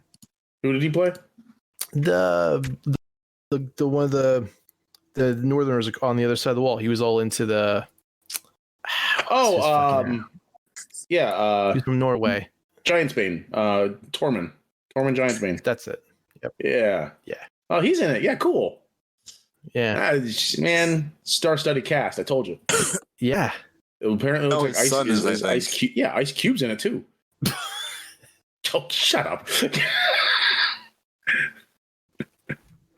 Same name. Same name though. he named his son Ice. Isn't Alden Ehrenreich? Didn't he play Han Solo? Yes, I think so. He's in it. Yeah, he's in it. Yep. Nice. Yeah, he is. Yep, he's in it too. That's good. He found some work. I'm on Google and I looked up the Cocaine Bear cast. I love how Scott Sice's cast photo is just a screenshot from his TikTok. That's what I was just saying. I was gonna say everyone has their fucking headshot profile. It's just their TikTok. It's just a screenshot from his TikTok. Oh God. The Berenstain Bears lose a friend to cocaine overdose. That's great. The Berenstain Bears and too much drugs. That led down a deep, salts. dark path. Let me tell you. Yeah. I gotta find the. Oh, here it is. I'm gonna find this link for Josh. Cue it up then too. Here, share, copy. There you go, Josh. Oh, Josh, in your Facebook, in your Facebook Messenger, I sent you. I haven't watched it yet, but I will. Compilation video of that guy's TikToks. Then. Yeah. No, they're fucking funny. They are, especially the music. It's like ding. Yeah. Did you see the question from Nicotronis? Yeah, it's great. Nicotronis asked a question. What question? Yeah, it's on the Blackout and Shout. I didn't see it. Did he? Post. If you click most relevant, you switch it to all comments, they'll be on there. Oh, I'm sorry. Yeah, I totally missed that. Oh, yeah. If Primal doesn't fling Energon poop, how fast are we rioting? Rioting now. Let's riot now. Shit. Mm-hmm. Storm the Capitol. We're not gonna protest. Saw that earlier, Levy.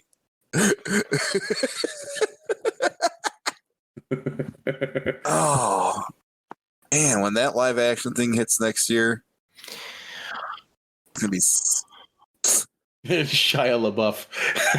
Actual cannibal Shia LaBeouf. That's in there for you, Josh. Live Rob Cantor you're thing. done with That's the show. fantastic. Okay. Such a great. Yeah. It's fucking great. Before we down the whole meme. Yeah. Are we all done with the show now? Host? I think so. So. I've had enough of Cocaine Bear. Turner.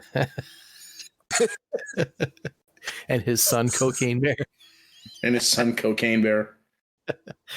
Son and their of good friend. That's the sequel and their name. good friend, Cocaine T-Rex. Just like Son of Godzilla, Son of Cocaine Bear. Son of Cocaine Bear. That'll be the sequel. And that Son of Cocaine Bear will be the title of the show. Son of Cocaine Bear. Cocaine Bear, yeah. Yep. Rolling with it. Luckily, he named them the same name, so that way they don't have to recast. Yeah. Jed walked out of the theater all pissed off. Hell yeah. This bullshit. This is bullshit. It is bullshit. Oh, you guys just don't see what I see. I do appreciate, though. I appreciate the de-aging technology they used on Cocaine Bear, though. Yeah, to make it all look like an authentic 80s movie.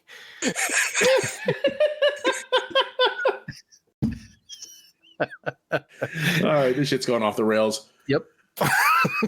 All right, Jed, got anything else? Oh, I think I'm good for the night. How about you, Josh? All right, buy that man a Valve. I like to buy Josh a Valve. What are you talking about? This ain't Wheel of Fortune. The poor man needs a syllable. Oh, not a All problem, right. Hey, man. Josh, I just want to say thank you again for coming and filling in for Mike. Sorry for We such a appreciate heated, it as always. We love having argument you about on. Black Panther. So, What the fuck are you talking about? It wasn't heated. I'm telling you, it's it heated. makes it sound like we were screaming at each I other. know, right? It's bullshit, man. I'm telling you, it's fucking bullshit. They're just trying to line their own pockets. Phase 5 crap. Oh, but seriously, thanks for having me on again, like always, and I always love hanging out with you guys. No problem, man. Last minute shout No out. problem. Fuck you, Rob Liefeld. So, That's all I got. oh yeah. Forgot about him. All right. Well, Well, all right then. Enough's enough. We're out.